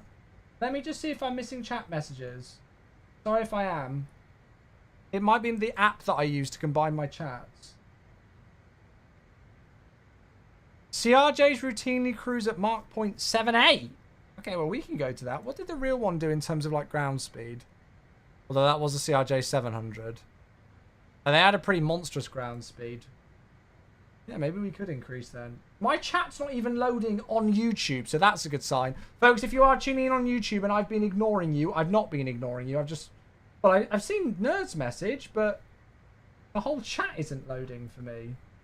Although it's very quiet in my YouTube. There's only like 17 people on the channel, so I don't think anybody's commenting. So do you reckon we should increase? Well, I've not planned at 0.78. I've planned at 7.4. So my fuel burn and everything.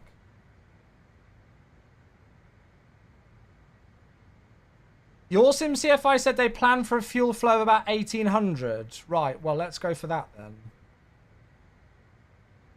That would be about Mach 0.74, wouldn't it?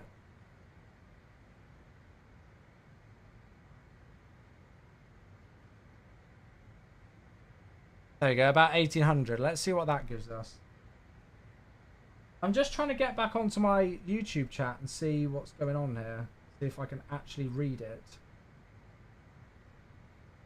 Oh no, there's nothing new in there. No, there are no, it is correct. The YouTube messages are coming through.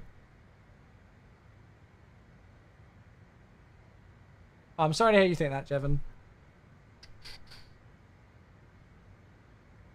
Rix says, hey, currently using Samsung 4K 60Hz monitor, getting massive screen tearing and not getting great performance. Any suggestions on a monitor? You'll get screen tearing, mate, because your PC specs are outperforming your monitor. That's why you'll be getting the screen tearing, because you'll be getting more FPS in the sim than what your monitor refresh rate has. That's what I've got as well. I've got an Acer Predator 4K 60Hz monitor, and so I can consistently get above 60 FPS in the sim, which then causes screen tears. The key to fixing it, turn on VSync. Done. Turn on VSync, and that instantly fixes the screen tearing for me on a 4K 60Hz monitor. Like, instantly fixes it. Yeah, so that should help. And then you also nicely cap your sim at 60 FPS, which helps with things like, well, just wear and tear on your PC. It's not trying to slam the upper limits of FPS the whole time. Oh, look at this. This looks gorgeous.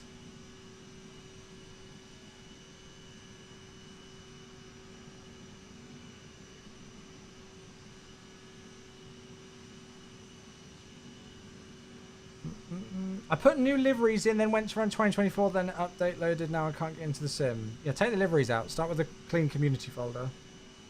Looking forward to the CRJ update. Sadly, I purchased it on the marketplace when it came out. Yeah, I'm not too sure when it will be coming to marketplace. I don't even know if Aerosoft have submitted it to marketplace. I'm not too sure. You can use Contrail to get your update now. Yeah, but if you've got it via marketplace, does that work? Do you then have to somehow send them the receipt of it on marketplace?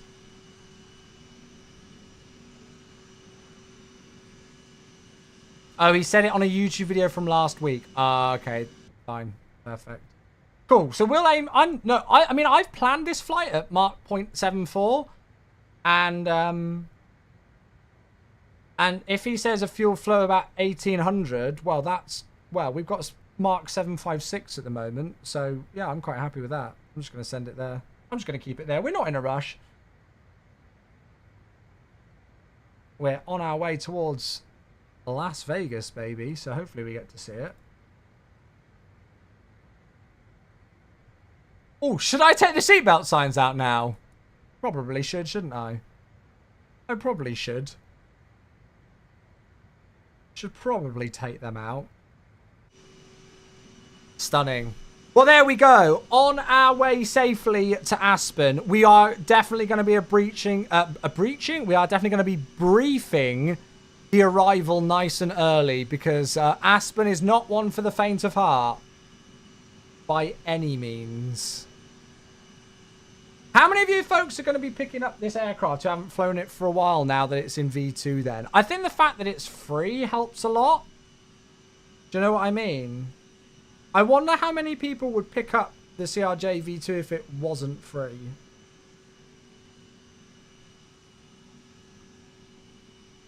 Are you using FSR? The contrails look great. Mate, those contrails are bugged. I don't think they are correct at all.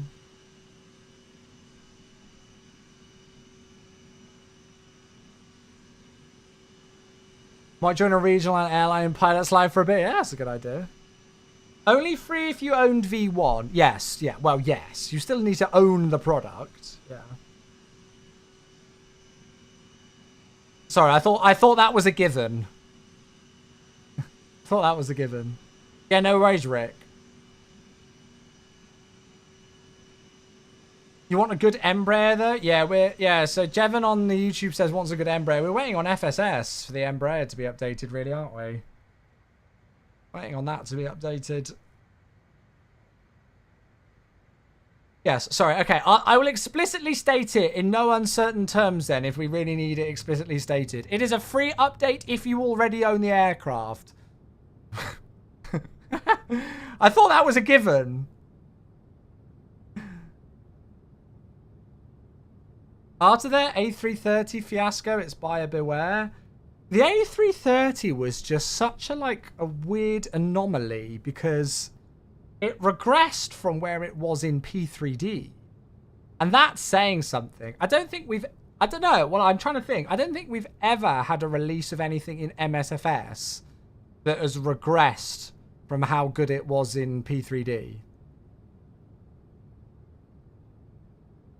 I think the Aerosoft A330 might well have been the first. And that's not like a subjective opinion. That's objective.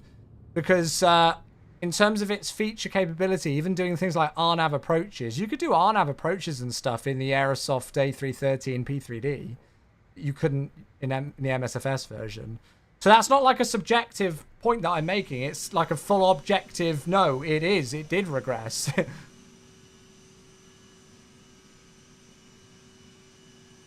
Captain Sim? Yeah, I mean, okay. In terms of their fidelity of, systems, Captain Sim regressed. But they were evidently going for a completely different target market because their price point completely changed as well. So I don't know if you can equate that to the same thing. Captain Sim lost all of their, systems developers, I think. near the start of MSFS. So they've gone for a completely different target market with the more visual style, lower price point aircraft. And I'm pretty sure they've been making a killing by doing it. I think they saw that 2024 would have a free A330 and they immediately pulled the funding and just released it as it got some sales in. Oh, I mean, it was no coincidence that the Aerosoft A330 came out with the specific timing that it did with MSFS 2024 around the corner. That is no incidental timing whatsoever. But it's still fascinating, like regardless of all of that and the 2024 factor into it with the free A330, like the Aerosoft A330 was announced for MSFS 2020 years before MSFS 2024 was even a thing. And was talked about and trailers were shown and all sorts of things for years before MSFS 2024 was even announced. And as I say, it was the fact that it regressed so much. At least the Flight 1 Max was decent. Oh, the iFly. God, that thing's amazing. Yeah. I saw somebody, I think it was in Jamie's chat earlier on, saying that they think that the fact that there's only been 3 updates to the iFly in 6 months is unacceptable. And I was like, I mean, that's an interesting take, because the iFly 737 MAX just kind of released out of absolutely nowhere, and I think we were all gobsmacked as to how good quality it was. It's got issues, it's not perfect, but it was my aircraft release of 2024 because I was so gobsmacked at how good it was on release. I think I'm on an HDMI port, Rick. I think. Yeah.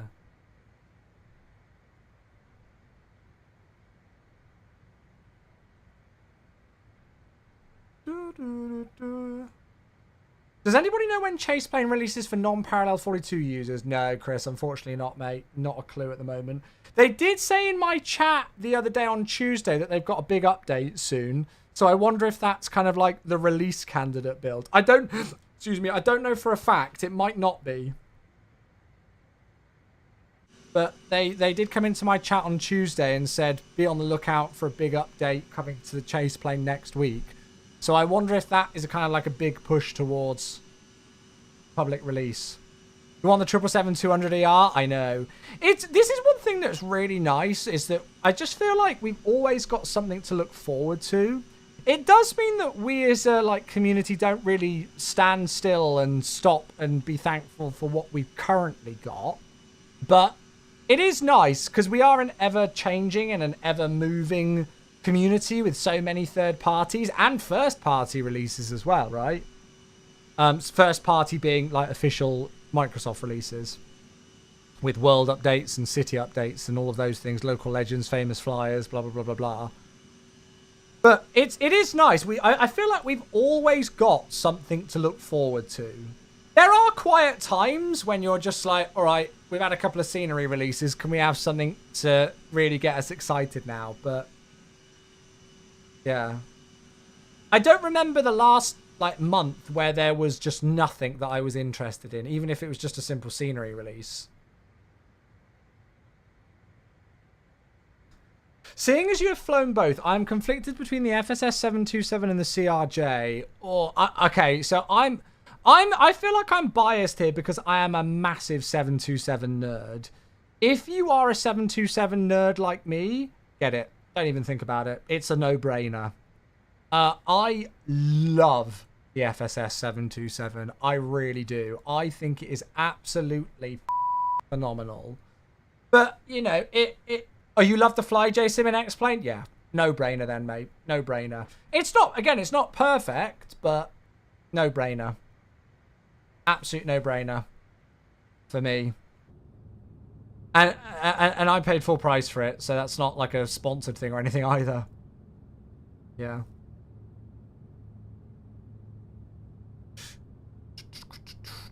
Yeah, yeah, Daniel, I don't know why it says everyone's are not allowed to request songs. I tried to change the text on that, but it wouldn't let me. Song requests are a sub thing, so you have to be a subscriber of the channel to do song requests. That's just kind of how we've always had it here. How far are we from Vegas? Oh, we're right above it. I didn't even realize. Hey, Vegas, baby. Oh, no, don't do that. View the autopilot will disconnect.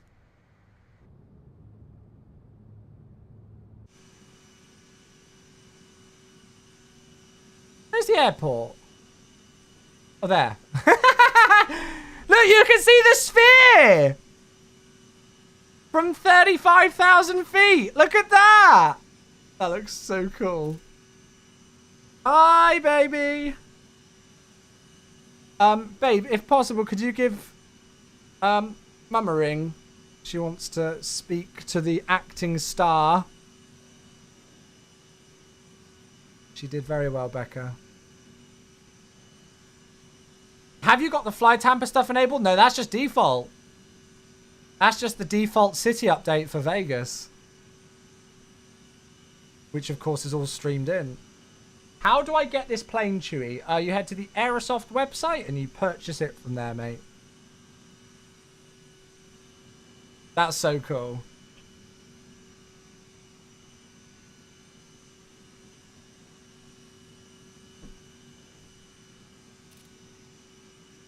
Definitely screenshot worthy.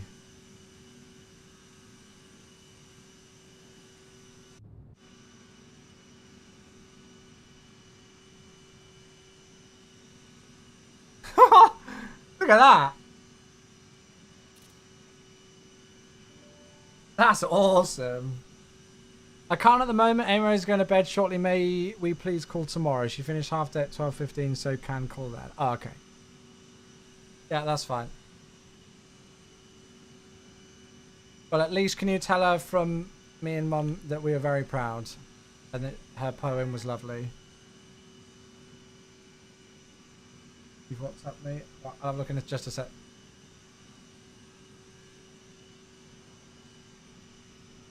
Oh, this is going to be a screenshot.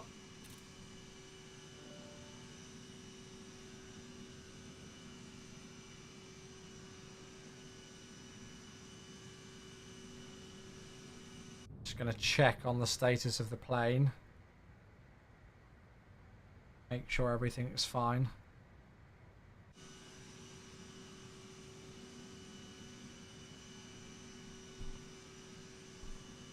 Who's doing the Golf's... Wait, is it a Citation X?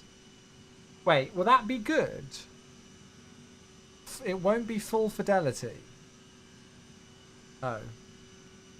Wait, so do we not think it'll be very good? Am I on... Yeah, I'm on 4K. Yeah, I'm on 4K.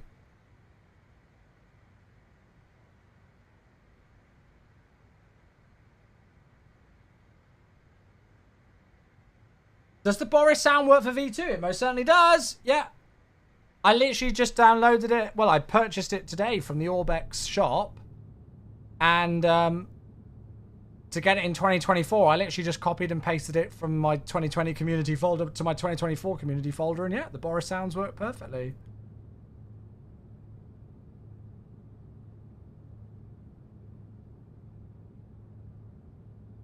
So yeah, working perfectly, mate. Working perfectly. It's my first time trying them today, actually.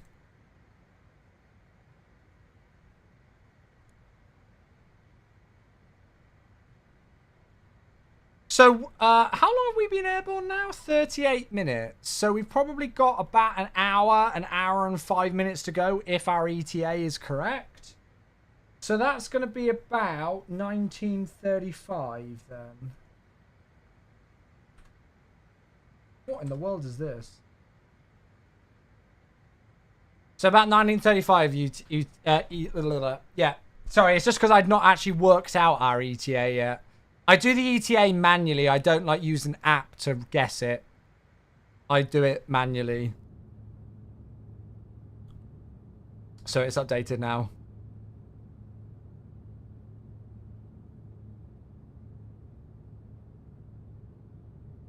Ah, hello, Daisy Cat. Oh, you're down here. Hello. Look at these views. That looks stunning down there. This is a very scenic flight so far.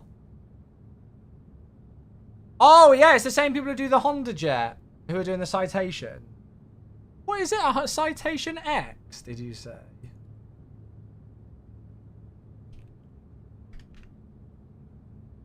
Ooh. Oh, that's exactly the kind of thing we need in the sim, isn't it? Like a proper business jet. Is that what the flight deck looks like?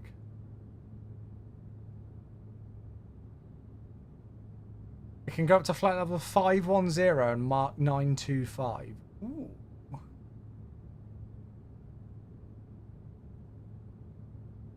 Okay, well, yeah, I'm definitely going to be picking that up then. Without a shadow of a doubt. Without a shadow of a doubt. Oh, and they're going to do an EMB 145. Nice. I'm pretty sure I met the developers of... yeah, no, I did. Vision Jet. I did when I broke my arm. The day I broke my arm. I was talking to them with a broken arm whilst in absolute agony. Yeah, that was it. I remember now. They're very nice.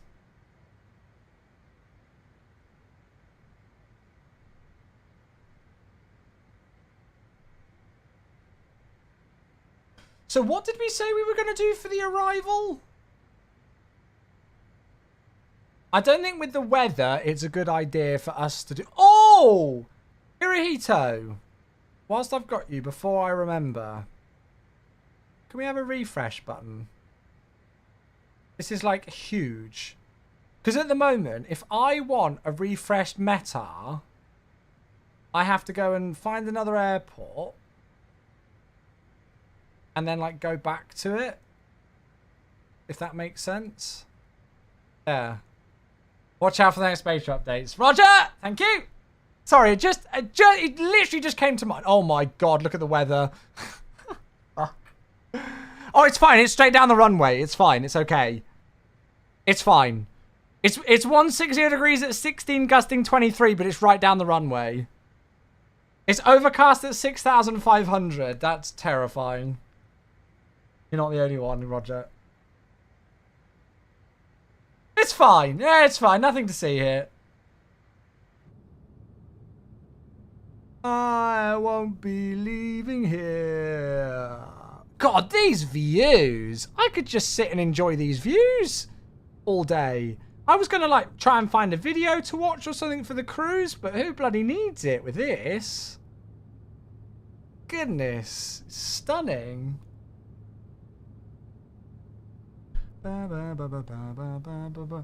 But yeah, we are going to do a thorough briefing of the arrival, chat. A thorough briefing of it. Because I don't want to mess it up. Yes, sir. Thanks for the follow on the TikTok. That's very kind of you. I appreciate that a lot. Thank you. I've not touched the throttles in ages, and we are just chilling. We're at Mach 0.758, which is slightly faster than what we've planned it for. But, I mean, that's not the end of the world, because the fact that I've not had to mess around with my throttles is just nice. Add half the gust to your approach speed, so 16 gust 23, 7 divided by 2, so add 3 to 4 knots. Only 3 to 4 knots? You add VRF, you do VRF plus 5 knots. Oh, to your approach speed. What, so I only need to do like VRF plus 9? Oh, wait, we got a couple of visuals. I don't know if we're going to be able to do the visual because of the weather.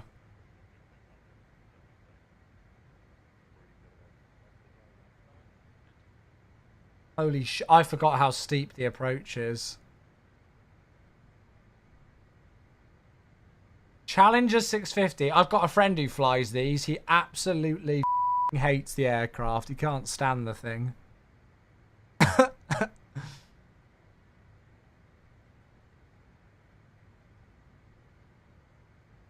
This is a 350. Okay.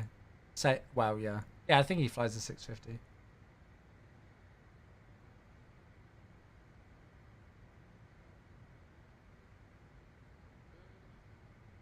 I mean, I'm tempted to try and do the visual, but it's just the overcast. Well, it's overcast at 6,500. That's going to be above the aerodrome, isn't it? So it should be fine above the actual airport. What a view. Good Lord. Look at that approach. Something similar to the math I said is what your SimCFI said as well. Oh, okay.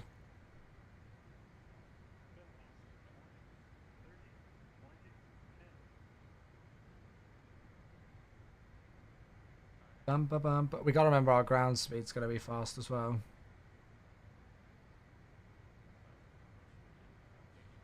Apparently the CRJ does not like Sim Update 2 beta, so I'm glad we're not. JBS has got a video as well. What's this? Oh yeah, no, I'm not going to watch a Sam Chew video now. I'm not really in the mood for Sam Chewy tonight, to be honest with you. Thank you though, mate. We will watch it. We will. Just not really in the mood for it today.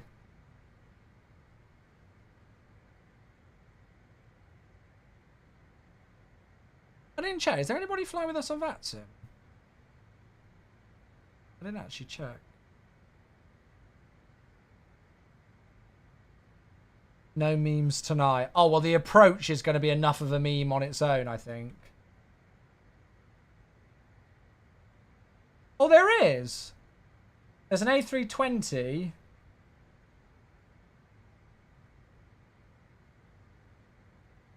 Oh, there's a couple of us. Oh, there's somebody flying in from Burbank. Delta 737-900. Then Keaton is flying with us out of LAX. Delta 208. And then there's me. Okay, cool. That's fine.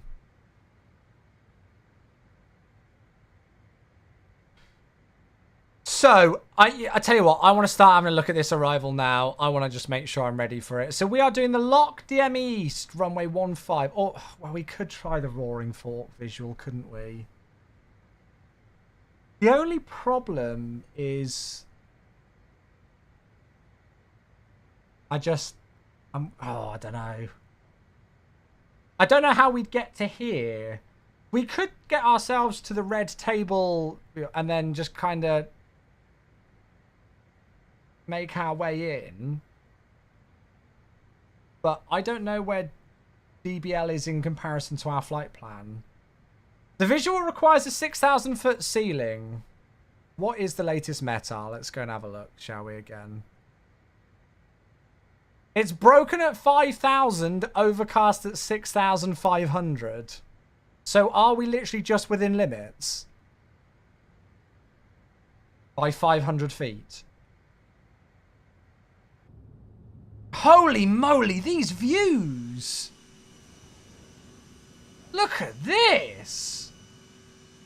Whoa! This is incredible! Broken is a ceiling, so technically no. Okay, got ya. Well, we'll plan the LOC DME then. Look at this. Absolutely gorgeous. I kind of want to enjoy this as long as possible because look what's ahead. We're not going to be able to see much. So we'll enjoy this whilst it lasts and then go and brief. Well, apparently even our CRJ 900 is not approved to go into here. Look at that. Beautiful. Beautiful. Beautiful. The ceiling was 6,000 when I last checked. Yeah, that's it. Just say that it was.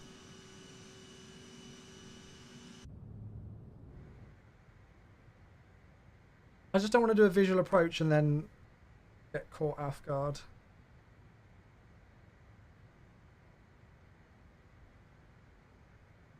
We can brief both, I guess, can't we?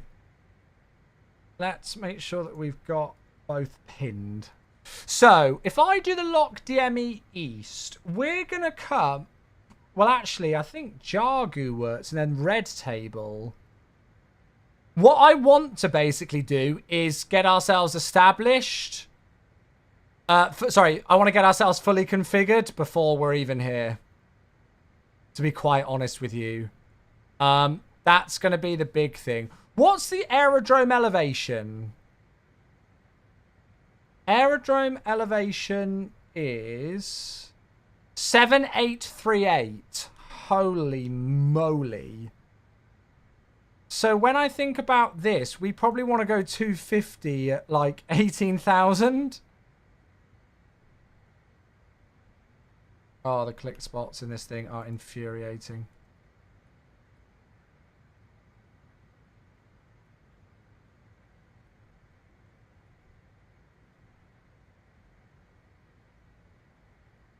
That's a point. We actually need to start looking for when we want to start descending. I'm going to take... Let's go and have a look at this.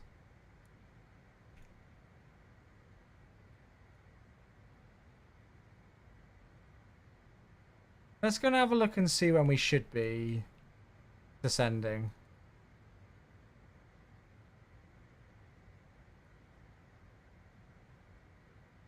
So there, okay, it's got us at flight level 190 there. Flight level 190. It says it's got like flight level 190. So then we've got lift. We kind of want to go like... Well, we could... So there should be DBL, shouldn't there?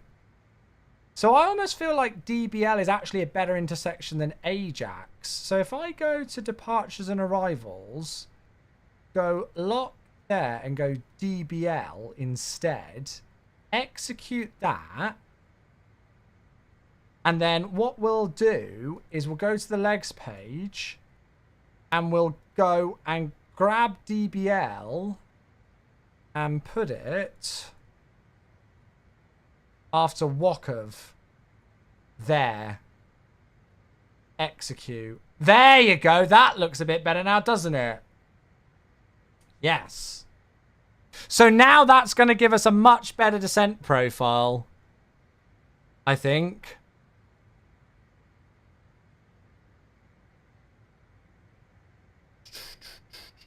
If you go to the direct intercept page and look at the waypoint with the restriction, look when it requires 2,800 feet per minute is when we would start down at 3,000. Okay. Oh, so 2,800 feet per minute is your usual descent rate. I've been doing it at like 2,000 feet per minute. And then like seeing like the N1 percentage at still like 60% or so. Now it says 13,400 or above at Jargu. Quite frankly, I don't think I want to be at 13.4, not at or above there. So I'm going to stick that in as a hard restriction.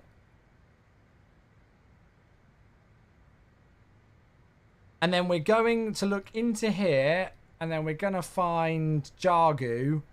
So when this is 2,800 feet per minute, so when that says 2,800 feet per minute, you're starting down at 3,000. What, 3,000 feet per minute?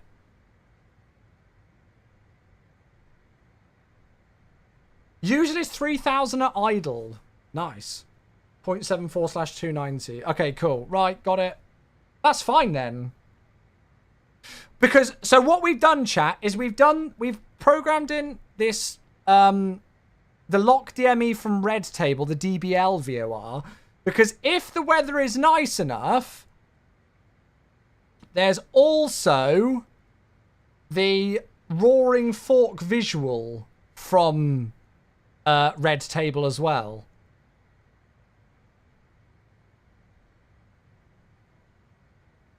So, yeah. So we can just accept... So if the weather's nice, so if we get to Red Table and we're turning on that base leg and it's looking pretty sweet, we can just switch to the visual. And YOLO. I think I'm probably... Either way, I think I want to be on speed and fully configured by Red Table. Don't I? Do you folks agree with that? Fully configured and... Because it's such a steep descent path. 200 more to build in slow time if icing conditions, then start 3 down for 2... okay, at 2,600, got it. Cool. 290, 250, 2,000 feet away from the out. You want to slow by, do VS 2,000 idle and it works like a charm. Okay, cool. Perfect. Cool, I'll give this a go. This is great. I'm learning new things, chat. Ace Ridgy, I completely got stuck getting the Lido charts through the default EFB. Can you show? Yeah, absolutely. So you need to just load up the EFB. Make sure that you're in the... let me get out of here. Make sure you're in the Flight Planner app. And then you just need to search for the airport. So let's go and search a completely random one, London Heathrow. So EGLL, just search the code. And then you've got various information here. So you've got the general tab, you've got the latest weather, runway information, frequency for ATC. And then you'll see down here, can you see there's this kind of like 3-tabbed, well, it looks like a chart, because that's what it is. So you click on that, and then you can pull up the charts. Departures, arrivals, approaches, airports, miscellaneous there. All right. And then you've got a further... Oh, that takes you to the same place there. All right. Now, if you want to save these, you can either load them in and have a look at them by clicking this. If you want to then save them to recall them, you just click this button here, and it then gets saved to the clipboard. And you just go to saved charts. And so you can see here, I've got my saved charts from LAX, which I can now get rid of. We don't need those anymore. Yeah, job done. So let's go and have a look again at Aspen. Let's go and have a look at the airport charts. We'll go and get the AGC. So we'll just select that. And that's going to save to my clip section now. And now we've got the information here. All right, mate. It's a mini game to fly the CRJ, especially to descend it correctly in different conditions. Sounds like a fun one, though. I'm enjoying flying it again. Like, I like flying with as much variety as possible on my live stream, flying different types of aircraft, doing different things, you know, different routes. You know, like the last time we streamed, we were flying an MD-11 into frickin' Kai-Tak. And now we're in a CRJ into Aspen. Like, that is the beauty of Flight Sim. That's what Flight Sim's all about for me. If we could fly... Well, it's very easy, you know, like flying a different variant of aircraft in a different part of the world on every single stream. That's what I love about Flight Sim. You won't get... I mean, I know when the A350 came out, we were like A350 hype for a few weeks non-stop. But now it's kind of in like our regular rotation of aircraft that we fly. So apart from when we get like a huge release like that, you know, yeah, you won't see me like flying the Phoenix A320 every day. Change it about. Do you need Navigraph link to use the maps? No, mate, they're free in MSFS 2024. These are not Navigraph charts. These are not Navigraph charts. These are MSFS charts for every single person who owns MSFS 2024. That's literally it. If you own MSFS 2024, you get these charts in the sim, mate. They're completely free for you. And there's 2 main ways to access them. So number 1 is within the sim in the EFB. But there's another way, which lots of people don't know about. If you head to planner.flightsimulator.com and log in with your Xbox account.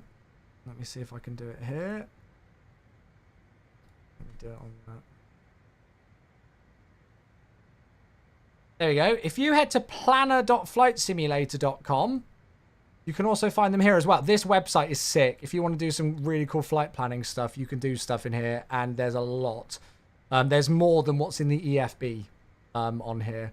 So we can go and find Aspen and see some of the list of waypoints. You can filter all sorts of things on here. But there we go. You can go and get all the information up on here. Oh, look. So actually on the website, the METAR does refresh. But now we can get our charts up on here as well. And you can go and pin these on here. So if you want free charts on your iPad or something, if you want these free charts on your iPad, then you can do so. Or just on a browser tab. So, yeah. Go and check it out. Go and check it out. There are certain people in the chat who work very hard on this.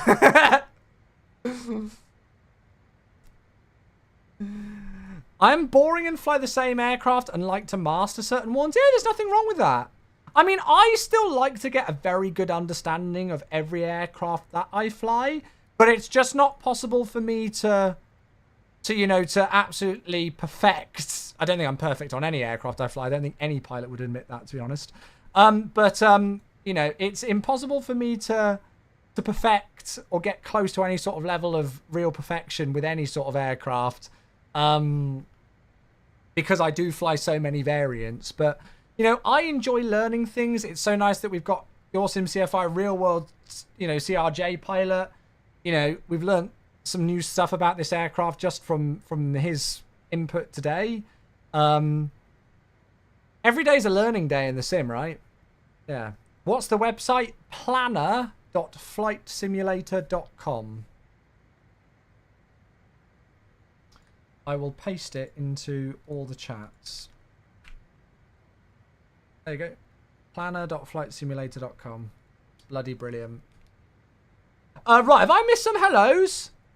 Hope you're all well. Who have I missed? One way, LXGB. God, that's a long flight in the A400M, isn't it? That's a long flight.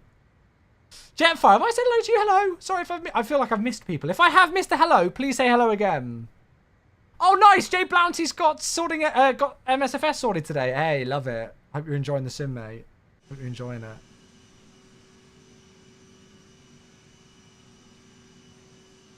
I'm quite scared about the fact that we're taking a 900 into here when the biggest aircraft that flies into here normally is the 700. But hey, that's part of the fun.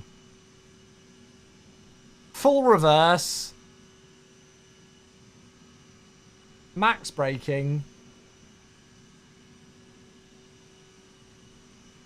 I want the 2024 7478 and the 787 to be fixed. They both seriously backslid from 2020. The doors don't open, the boot and checkers don't work. Yeah, and there's no Navigraph. There's no SimBrief import and stuff now, is there? I think you can still get the old ones in, can't you, by activating the old ones in the library? Double check it. I'm pretty sure you can do, right?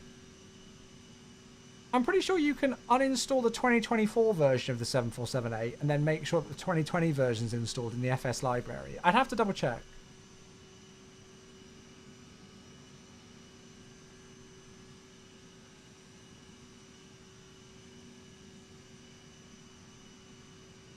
By the way, night mode. Love that. That looks so good.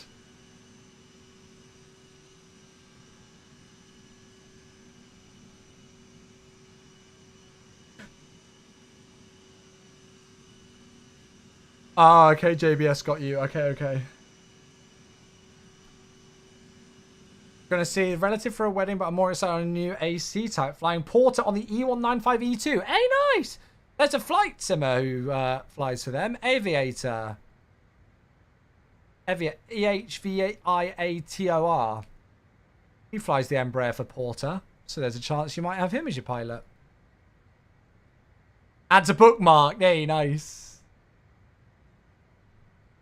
Do you use speed mode or VS for climb? I'm pretty sure it's speed. So 400 feet, you engage speed and nav. Then at acceleration altitude, you use bug up to 200 knots or so. Move back to the climb detent with the thrust levers. Retract flaps on schedule. Increase speed to 250 knots. So you'll be in speed 250 with the climb detent. 10,000 feet, you increase to 290 knots. Then at Mach 0.74, switch over to Mach. And yeah. So you stay in speed, not VS. VS is like... It's not a great mode of autopilot. Like, if you're engaging vertical speed, I feel like it's one of those that you have to have a very good reason for doing. Because it's... I don't know if... I mean, like with Airbus and stuff, you have a lot of protection with it, but I feel like vertical speed is one of those modes where you can have the most issues with as an autopilot mode. I don't know. I don't think it offers you a tremendous amount of protection.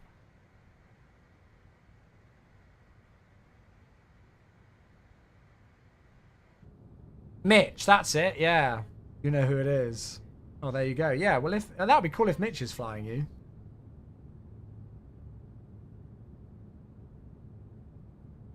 Vertical speed equals very stupid. I mean, it can be an incredibly useful autopilot mode, don't get me wrong, but... I don't use it unless I'm, like, absolutely confident it's a good time to use it. I'll usually only really use vertical speed for the most part when I'm establishing on a glide slope and like VNAV is just is gonna hinder us from getting some sort of like a CDA. So you know, like you can see that you're below on the glide slope on the PFD with the magenta diamonds, so you just whack it in like vertical speed 500 or so feet per minute just to try and capture the glide slope before you go into alt hold. But there are some restrictions with vertical speed. I think it's in UK airspace, like the minimum vertical speed you can use is 500 or something like that. I can't remember, there's something.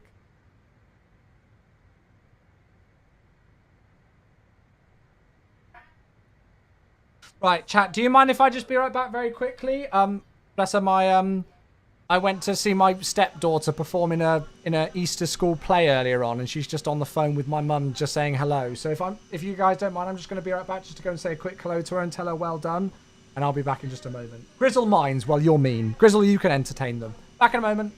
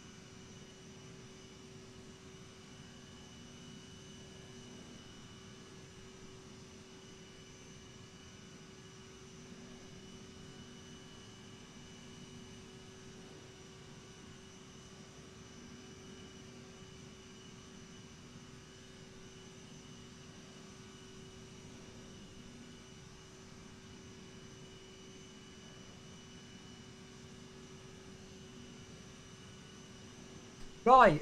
Well done, chat. You didn't crash my plane whilst I was in cruise. I'm very proud of you all. Did you enjoy the views? Right, how are we doing? We're not that far away from top of descent now, actually, to be honest with you. We're not that far away. Good, right, it's Grizz. Oh, it's Grizzle entertained people. Very good. Very good. Oh, you just auto-saved it. Okay, cool. You just auto-saved it. You know what? I saw one of the wildest takes ever that I've seen the other day. Well, I don't know if it was a wild take, but I felt like it was really reaching. Somebody said that, or they were insinuating that the only reason why iniBuilds had implemented autosaves was to not actually fix the issues with the aircraft, but just basically allow players, if they experience one of the bugs, to be able to reload. And I'm like, that is just such a like a weird. Well, not like a. It was on the forums actually that I saw it, and I was just like, that's just like, I've never ever seen anything like that, like a take like that before for a feature implementation. Like, yes, it's nice that if we do experience a bug with the aircraft whilst it's being updated, that we'll have an option to go back and to get back into the aircraft again and to continue on the flight. That is nice, but like that's just one in a whole set of scenarios that an autosave helped us with. I remember once when Timmy jumped up on my desk and put his paws all over my keyboard and the aircraft completely lost control. And being able to load into an autosave then meant that we could continue the flight. You know, you can't account for that.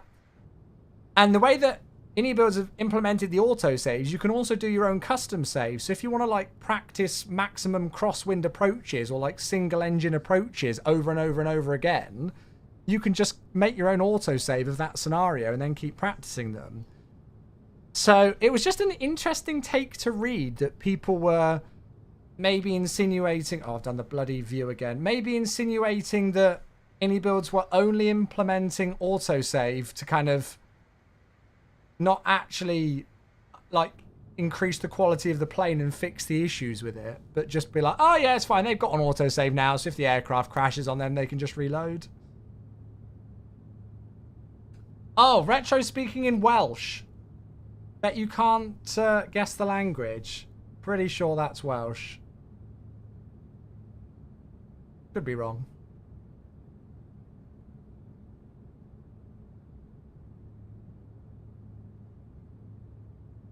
Reloading into the same scenario would just make you face the same bug. Not necessarily.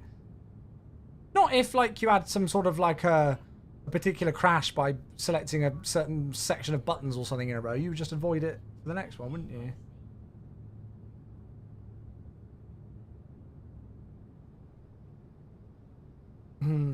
Damn, you did correct, it's Welsh. Haha! Right, chat, is there anything else we need to do for this approach? So I should probably put in the localizer DME frequency just depending on what the weather is and stuff like that, shouldn't I? So the localizer DME frequency is 111.15. So let's just put that in. Whoops, wrong one.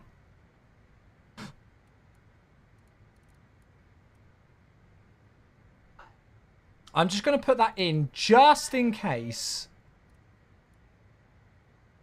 Play it safe, shall we? And then we need to find... Well, I'll find the minima for the... Oh, no, I just thought I don't want to scroll. What is the minima?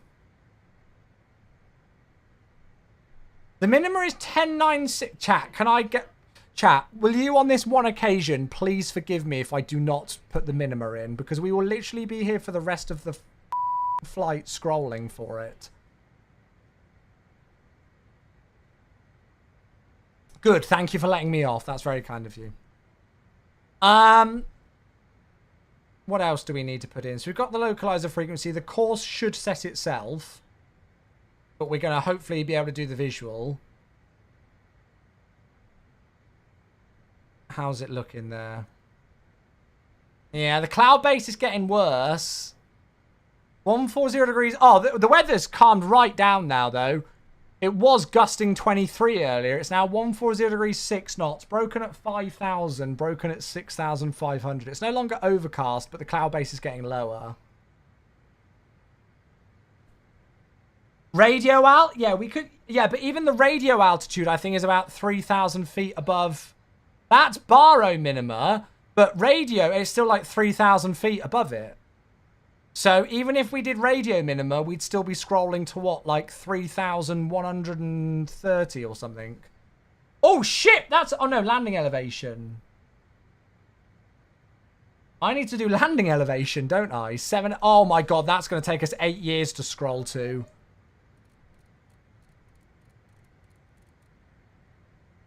That's 1,000 feet. That's 2,000 feet. Okay, I'm just going to sit here and scroll for ages. That is 3,900 feet. Okay. About halfway. 5,700. So we're looking for 7,840. Nah, it's more demoralizing when you have to do it this way. Oh, I was 2 off! And I wasn't even looking. Oh no, in fact, I was 1 click off because it goes in units of 20. I was 1 click off being perfect. Right, there you go. Landing elevation 7,840. There you are. Yeah, 2 decades later. Right, what's the CTAF for Aspen? 118,850. 118,850. I love this song. Ah! Everybody told me off for using this display last time instead of the one in the CDU, but I'm just old school. What can I say? Right, 18,850. Good. What else do we need to do for the approach? Not a tremendous amount, really. Right, I'm going to move this across now because I've got my little check sheet on here. Even though it's not comprehensive. You should put that in your Tinder bio. I don't think my girlfriend would appreciate if I had a Tinder bio.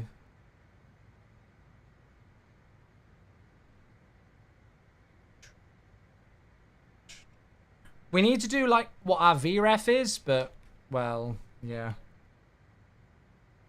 Performance.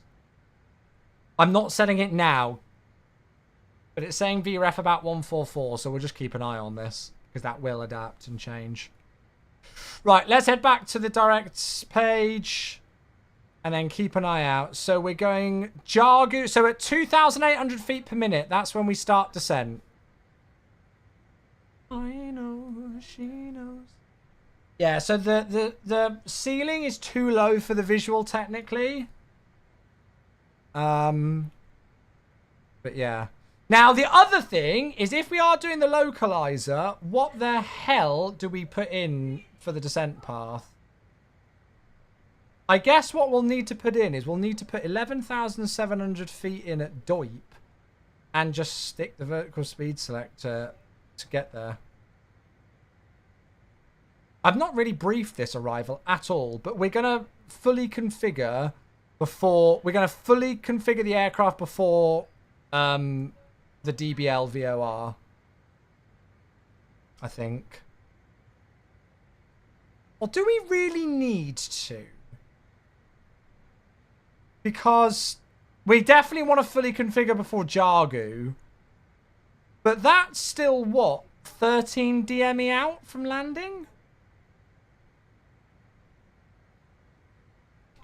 Yeah, the gusts have gone now. But the cloud base has got lower. Oh, we'll just YOLO it. We'll just YOLO and approach into Aspen. Who needs to fully brief it? Let's enjoy the views. Oh, yeah, and ice as well. The temperature's like -1, right? Yeah, temperature -1. So, anti-ice will definitely be a thing.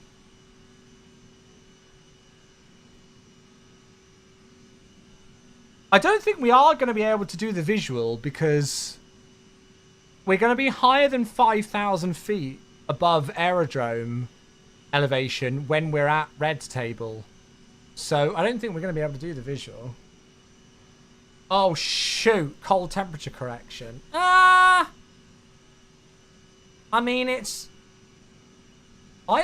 You know what? I'll actually be honest. I actually don't know if it's properly modelled in the sim. It probably is, but it's never something that's spoken about. And whether the aircraft will do it and everything.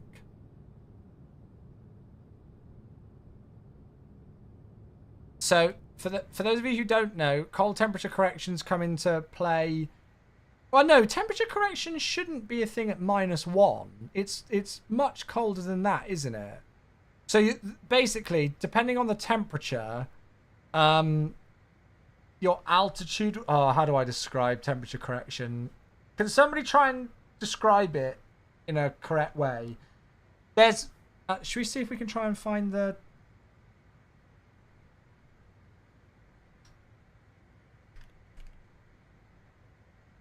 I don't think we're going to have it at -1. That's not enough to get it. I don't think elevation comes into play, does it?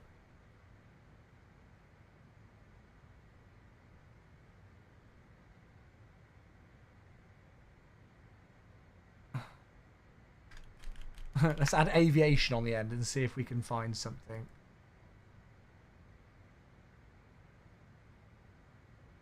I don't think... Ah, there you go. That's a pretty good example of it.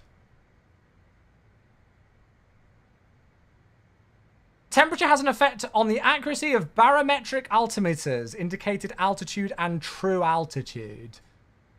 So depending on what the reported temperature is, the height above the airport in feet will technically change. So you'll notice here that 20 feet... Sorry, yeah. So height above the airport in feet.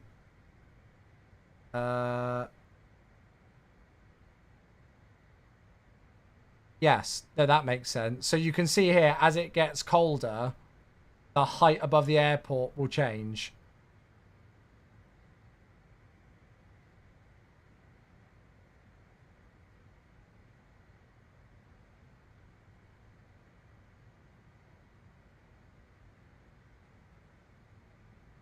°C per 1,000 feet loss, subtracted from the standard sea level temperature of 15 degrees. Yeah, it's way above my intelligence level. It's not going to be a factor here, though. It's not cold enough.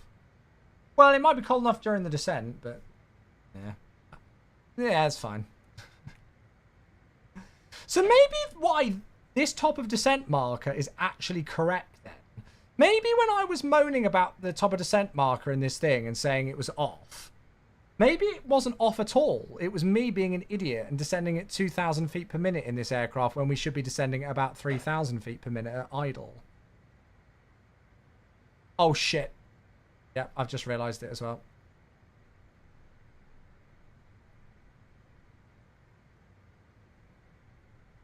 The autopilot's disconnected.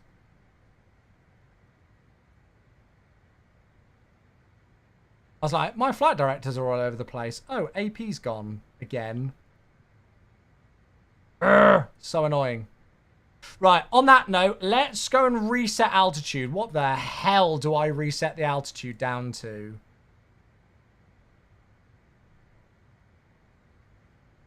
Shit, that's a good question. Let's go flight level 190.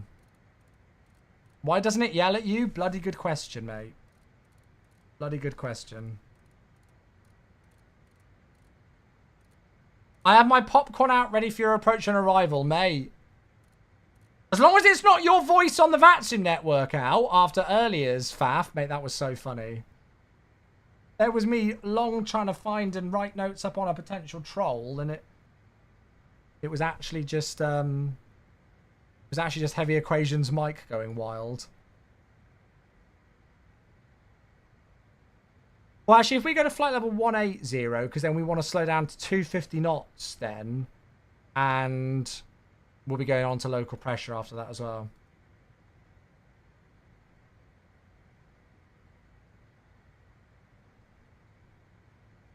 All to aim to be at 13,400 by Jagu, which is now saying we want to be... Oh, shit. We want to be descending. According to this.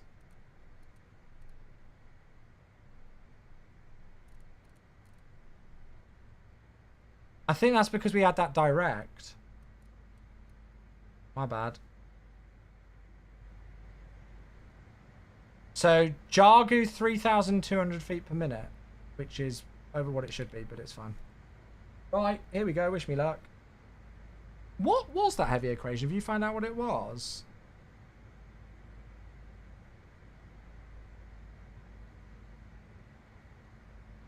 Hi, Becca. So I just responded to your text.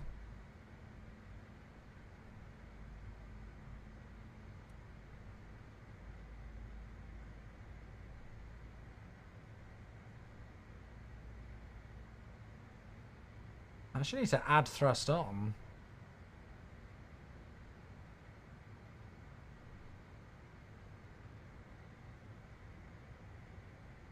So your SimCFI said you aim to be at 3,000 feet per minute at idle thrust at 290 knots. But I am at 67% N1 right now. Let's see how we do like that. Load up again in a few. Yeah, interesting. Did I spy a Saturday stream? Yes, there is the potential for a Saturday stream this week. Becca is away celebrating Katie Pilot's birthday. It is Katie Pilot's birthday. So, yeah. Chat, this is saying we're going to reach 13... Oh, no, that's when we're going to reach 18,000. Silly boy. Hey, Gary! That is the first sub in about 2.5 hours, in fact. Goodness gracious. Mate, thank you, Gary, for the 87 months. Love you, mate. Am I not invited? No, of course I'm not. Why would I be invited to that? Gary, I love you long time. Hope you're well, mate. Thank you very, very, very, very, very, very much indeed for the 87 months, dude. First sub in, yeah, about 2.5 hours. So thank you, mate.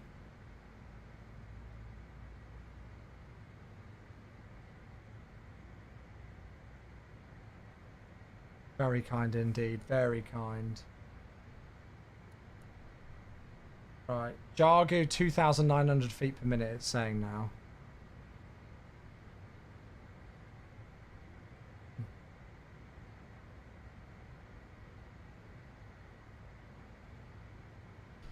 Right. We'll go and stick the plebs in as well, I think.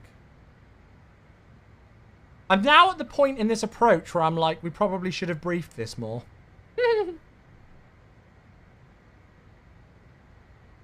All part of the fun. As long as we don't go below 15.7 here, we'll be fine. Lock will be tuned. Okay. Thank you. Just don't hit a mountain, yeah. It's always a good start to a flight, that. Not hitting a mountain. Right, I'll play one more song. Oh, should we do, let's do predictions.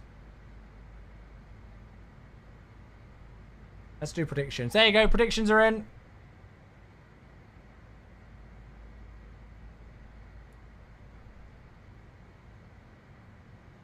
See, this is the only thing that I find with this aircraft is that, like, you'll descend when it tells you to descend at the descent rate that it tells you to descend at. But then the vertical speed will get gradually less and less and less and less and less. But I don't know if that's to do with speed. Weather on the Aspen webcams doesn't look too bad. Maybe you'll get the visual earlier than you think. Yeah, I don't know. Right, VREF is 142. Altimeter 2975. So let's go down to 50. Well, let's go down to... I'm going to go down to 15.7 because I know that's the MSA.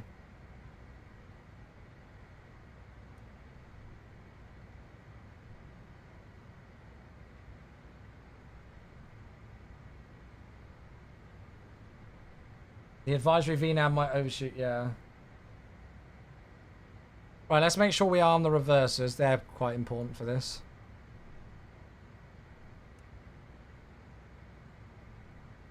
Speed's looking pretty good.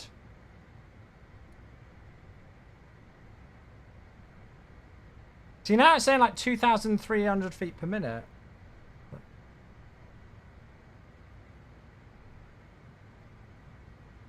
Holy moly. Oh, yes! Is it out already? Is what out already? You need to be more specific than it. Mash Mode, thank you for the follow. Thank you, mate. That's very kind. Welcome.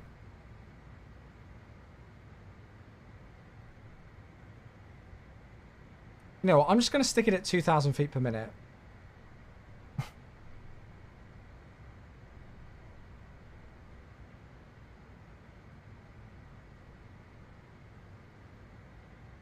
We've also got to remember, actually, wait, we want to slow this down. So we want to go vertical speed 1,200. I forgot what the target was that SimCFI said. We'll slow down for 250 now. And then altimeter was 2975, right?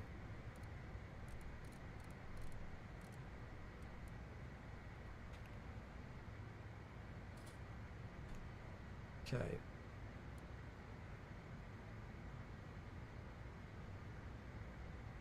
Is the CRJ V2 out? Yes. Yeah, it released earlier this week.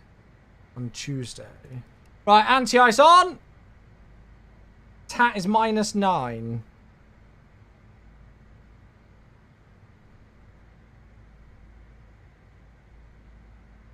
I feel like we're actually going to be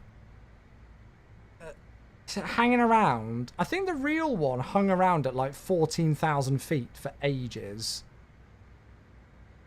I'll have a look. Where was the real one there? They were at about 16 and then they went down to... Oh, they go down to about 15,200. So... Right, I'm going to stop the music there, chat, because it's crunch time. Actually, we are smack bang on profile then, really, for what the real one did. So if we put this down to about 15,200, the real one crossed the threshold of the airport at about 16,000. We are just about to cross the threshold of the airport at 16,000.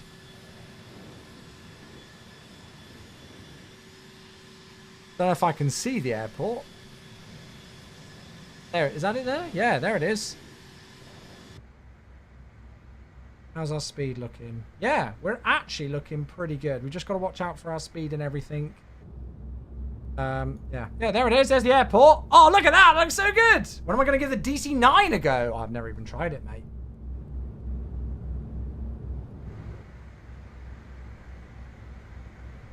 So I don't know why they specifically went to 15,200. Is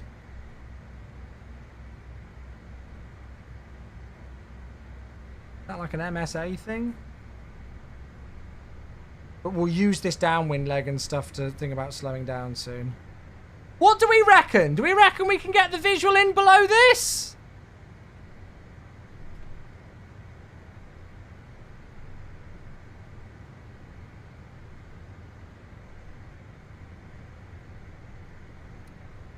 $15,000 but on local bar. Oh, okay, yeah, makes sense. I guess.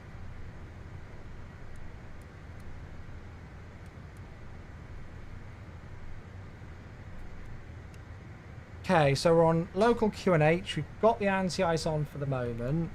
Remind me to turn that off if we need to. Has everybody got their predictions in for this one? Speed's looking good at the moment, although we will start to slow ourselves down, I think. Ready for everything to get a bit crazy soon. I'd rather slow down early. Let's also get ourselves onto CTAF.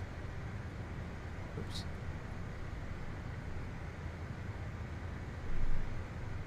Is there anybody around us?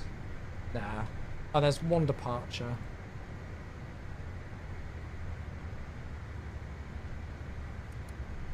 Okay, so 13,400 is the next.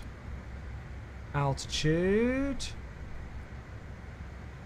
Which it's saying it wants about a 1,100 feet descent rate to be at. So we'll go with that then.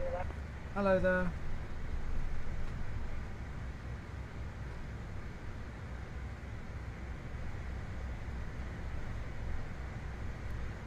Is it make what turn? Where are we going right now?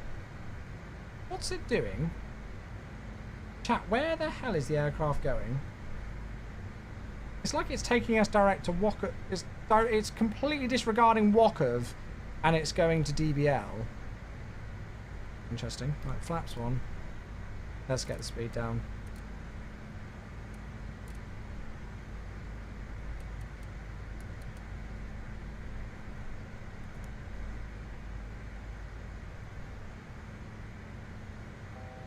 1 to go is checked. Flap 8, manoeuvring speed is 230, so we're fine there. Terrain. That's not a sound I like to hear when I can't see a thing. Oh, I don't like how close we are to that. I don't like this! It's fine, we're okay. Thank you for the sub, Merwan, 51 months. You're a legend. I love you long time. You're a beautiful human being. Thank you. Good evening. I'm terrified. How are you? Chewy love. I love you, mate. Thank you for the 51 months. That is 4 years and a quarter. Thank you, buddy. I am going to pause the alerts now because it's crunch time. Right. Okay. So we want to go into heading select. Then I want to go heading. Then I want to change the nav source over to lock 1. And then we want to keep the altitude coming down now, really, because I think we're going to be in the danger of getting high on the approach. I'm not worried about the speed at the moment. That's fine. Let's intercept a heading. And then we'll arm approach. Holy moly, this is... Why didn't I brief this more? So let's go 12,900 there. Actually, I think we're looking all right on the altitude. So lock 1, so it's captured the localizer. That's good. Descent rate, I'd say we're looking okay. Speed's at about 160, so let's go flaps 20. Just watch that speed. Yeah, we're not doing the visual, chat.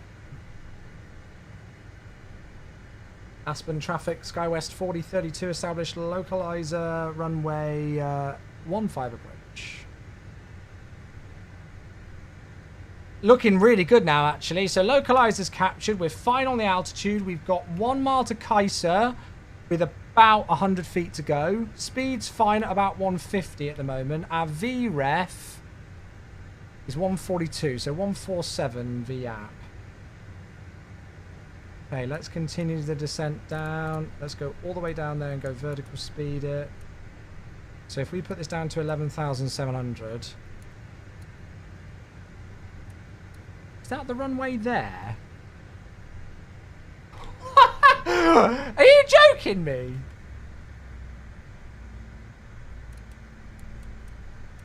Right, get out.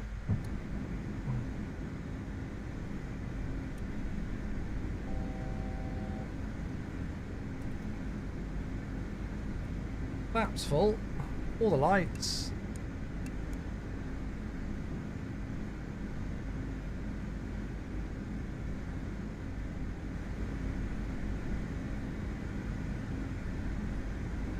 Okay, so we're fully configured. Lights are good. I've still got the anti-ice on for the moment. Speed's actually where we want it.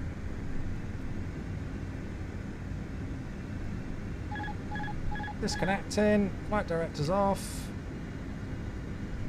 We're actually fine on altitude, believe it or not, because of the fact that BOIP you want to be 11,700 or above.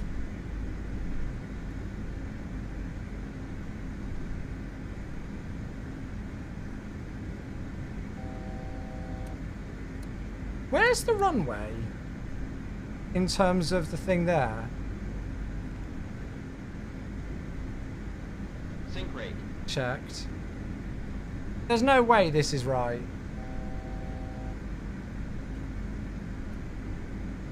What's our vertical speed right now? Something absolutely ridiculous. About 2,000 feet per minute. Straight ahead. No, sorry. I was talking about on the ND.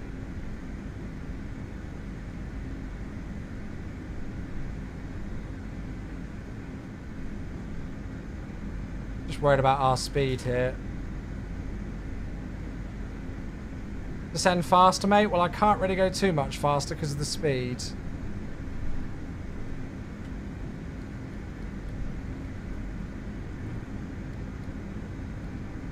Sync rate. That's fine, that's checked. It's looking alright now, actually. Sync rate. Yeah, I know, mate. Sync rate.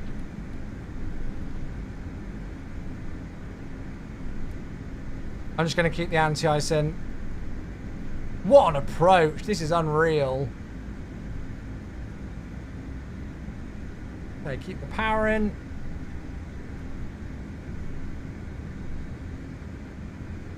Speed's looking nice. 500. I think we're fine on the Pappies. What an approach. Oh my God. Look at the views. Oh, I forgot to start a replay. Oh, that's an error and a half, isn't it? Oh well.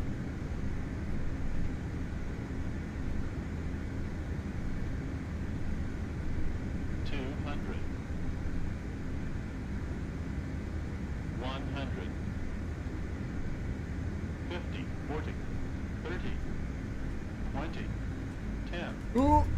Okay, I didn't do much about that.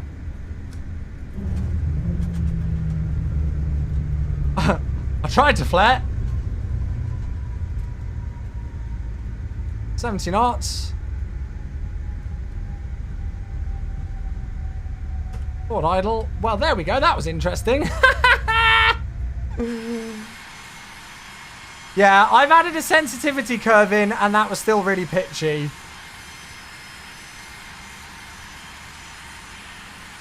But we made it! Yeah, that was firm. I'm sure of it. Oh, well, welcome to Aspen, everybody! Goodness gracious, what an approach. Brake overheat. Oh, dear.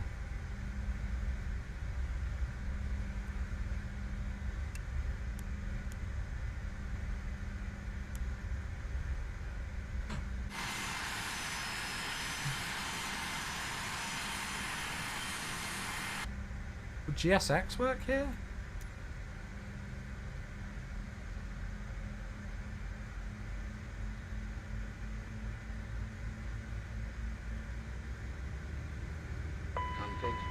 Yeah, I know, mate, but you're not moving anywhere, so I've kind of got to put a bit of thrust in, don't I?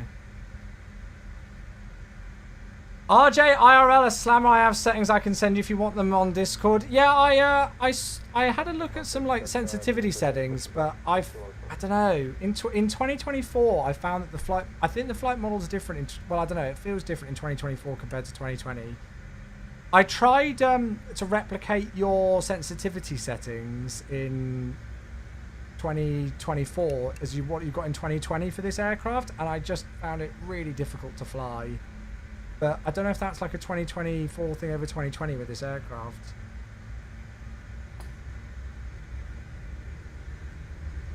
Not my best, but hey, what a heck of an approach that was, eh? God, I'm struggling because this thing will not move.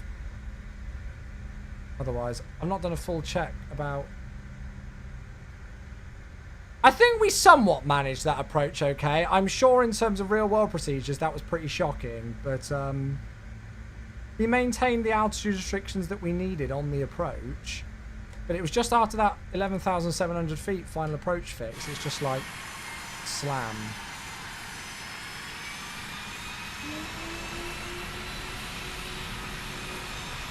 You got some girlfriends coming over after work tomorrow. That's all right. I think I'll stream down. Well, so for those of you who asked, All About Flights just said on YouTube about, I'm just going to stop here, about Jackson Hole. I actually did a vote for my subscribers on my Discord earlier on, and that was one of the options. Right, let's disarm those. Yeah, I'm not exactly proud of that attempt. I'd like to come back here again and give it another go, if I'm quite honest with you. But hey, we've certainly learned something. Right, what am I doing? Where am I? Okay, so spoilers, flaps, oh yeah, probes. That's the one I'm thinking of. Not done. Cool. Right, APU should be good to go, so we should be alright for shutdown.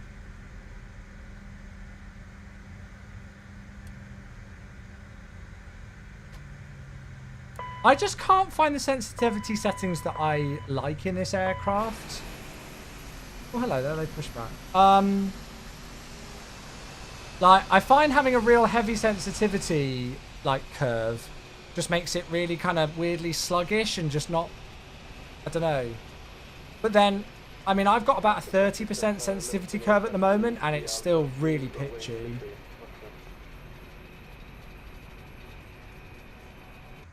That was fun. I enjoyed that.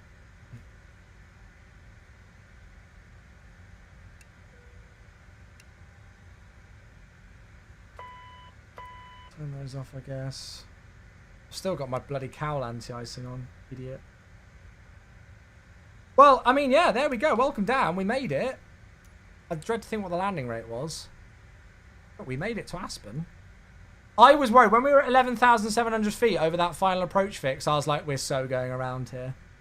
And it was at that point that I remembered that I hadn't briefed the go-around. Oh, yes! We've got our favourite ground crew back again. We need a GSX profile. But this is default Aspen scenery, by the way. This is all default. No third party, nothingness here. This is just default Aspen. There you go. Parking back from the line. Yeah, man, I just like to trigger people by parking short. I like to trigger them. It's the only enjoyment I get out of life nowadays is triggering people in flight sim by doing things like that. How do you feel about the V2 aircraft overall? I mean, I'm enjoying it. I think if you're looking for a regional jet of this style and you've not picked one up yet, it's a pretty decent option. It's not perfect, but you know, it's good fun.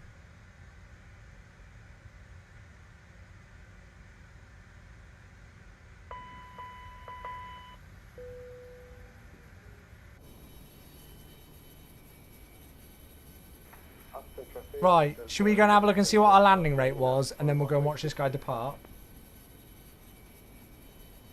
We made it down at least, and that was a beautifully scenic flight. It went super quick. So how did it look? I mean, it looked pretty good. Look at how it captured the localizer, especially considering we armed it pretty late here. You can see where we went on heading.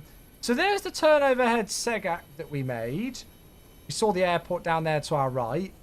There was the turn. It turned very early, like we didn't get anywhere near Wokov. It just turned for Delta Bravo Victor. Sorry, DBL, Delta Bravo Lima.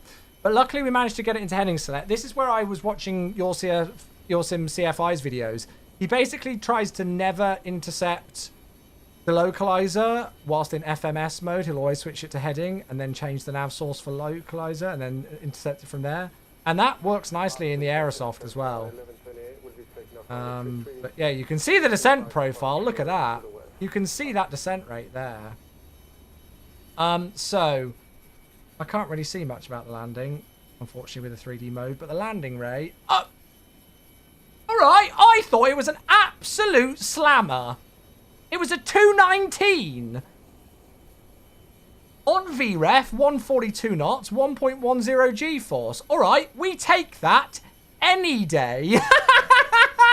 There's no way that was a 219 landing rate. I swear.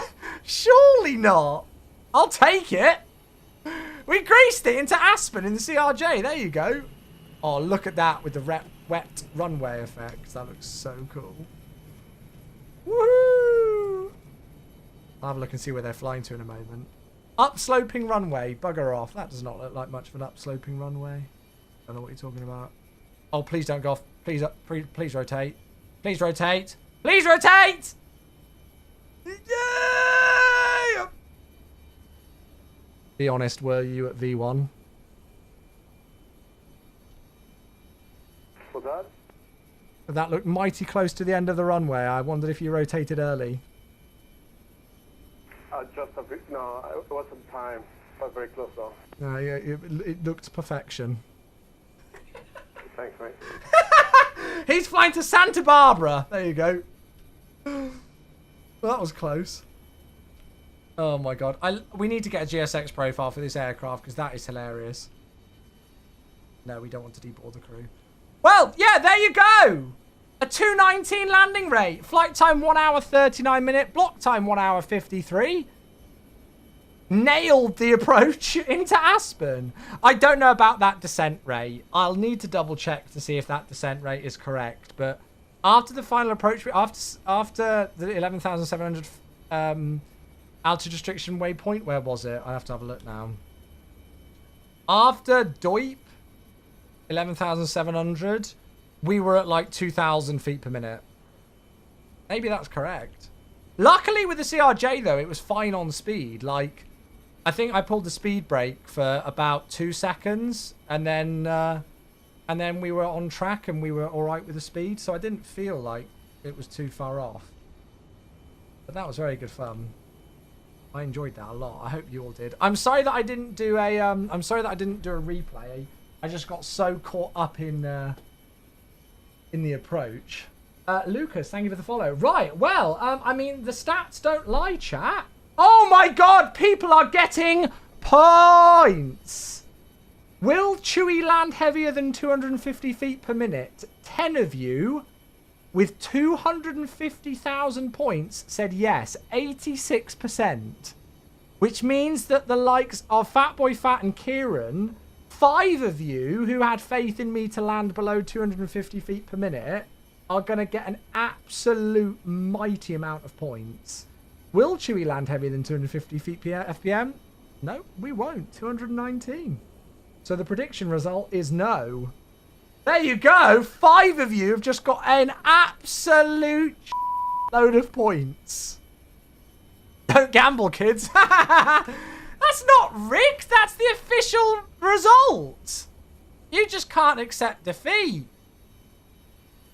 That is the official result. 219.15. Fatboy Fat got 79,000 points back from an 11k bet. That's so funny.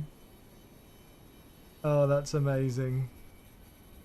Aspen traffic, Delta 1128, crossing links at 12,000. We'll have to do a flight in and out of here. When that Citation X comes out, we'll definitely fly into here again. For sure. 787 flight, I lost 250,000 points. Oh my god. Oh dear. 34k in, 240k back. Oh, he's gone straight through our fuselage. Thank you. Brilliant. Well, there we go then, chat. That was a fun stream. New iniBuilds enhanced LAX for MSFS 2024. Release of the Aerosoft CRJ V2. Boris Audio sound pack for the CRJ V2. Brand new livery package from Silky Smooth and the team at Hughes by Horizon, including cockpit textures. And a ridiculous approach into Aspen to close it all out with. And this is only 2 days after we've done Kai-Tak. You folks aren't going to watch me when we start doing bog standard 3-degree ILSs, are you? Holy shit, look at the trees. Look at the scenery here. I mean, come on. How is this the sim that we have? Sometimes it takes like things like this to really just make me stop and look at it and just go, like, how is, you know, London City next? Oh, London City is almost like Samos to me. I just cannot do it. Yeah, 20-mile final ILS with Autoland. That's it. I mean, it's just... Come on. Come on. Look at that. I mean, that is unreal. With the cloud base and everything as well. It's a shame we didn't get to do the visual approach. Because then we probably would have had a bit of a nicer descent rate instead of that last-minute gulp for descent at the end. But... luckily, we programmed in the localizer in case the cloud base was too low, which it was. Look at the beautiful views over there. Stunning. Absolutely stunning. And yeah, this airport scenery, default. So if you folks want to give this approach a go, you don't need any sort, just load in. Completely default scenery. This is one of my favourite sceneries from MSFS 2020 that was handcrafted. And obviously it's been reworked into 2024. But yeah, so nice. Such a fun approach. Right, I am going to finish up there, my friendlings. But we will be back again soon. Thank you very, very much indeed to all of you who tuned into the stream today. It's very much appreciated. I hope you all enjoyed that one. I certainly did, so... I hope by me enjoying it, you all enjoyed it as well. I'm assuming that TME Cracks enjoyed it because he just dropped a follow, so thank you. So we should be back tomorrow. Yeah. I don't know what we're going to be doing tomorrow. There is the chance of an overnight long haul. It sounds like Becca's got friends from work coming over tomorrow evening. So, and then she's out on Saturday. So I guess there's a chance maybe of an overnight long haul tomorrow. I don't know. I will let you all know on Discord tomorrow. All right. But there will definitely be a live stream tomorrow of some sort. All right. So I will see you all then. I hope you all have a lovely, lovely, lovely, lovely, lovely rest of your Thursday evening. Yes, it's Thursday today. And we'll see you tomorrow for more fun. All right, folks. Have a good one. Thanks for tuning in. See you later. Happy landing.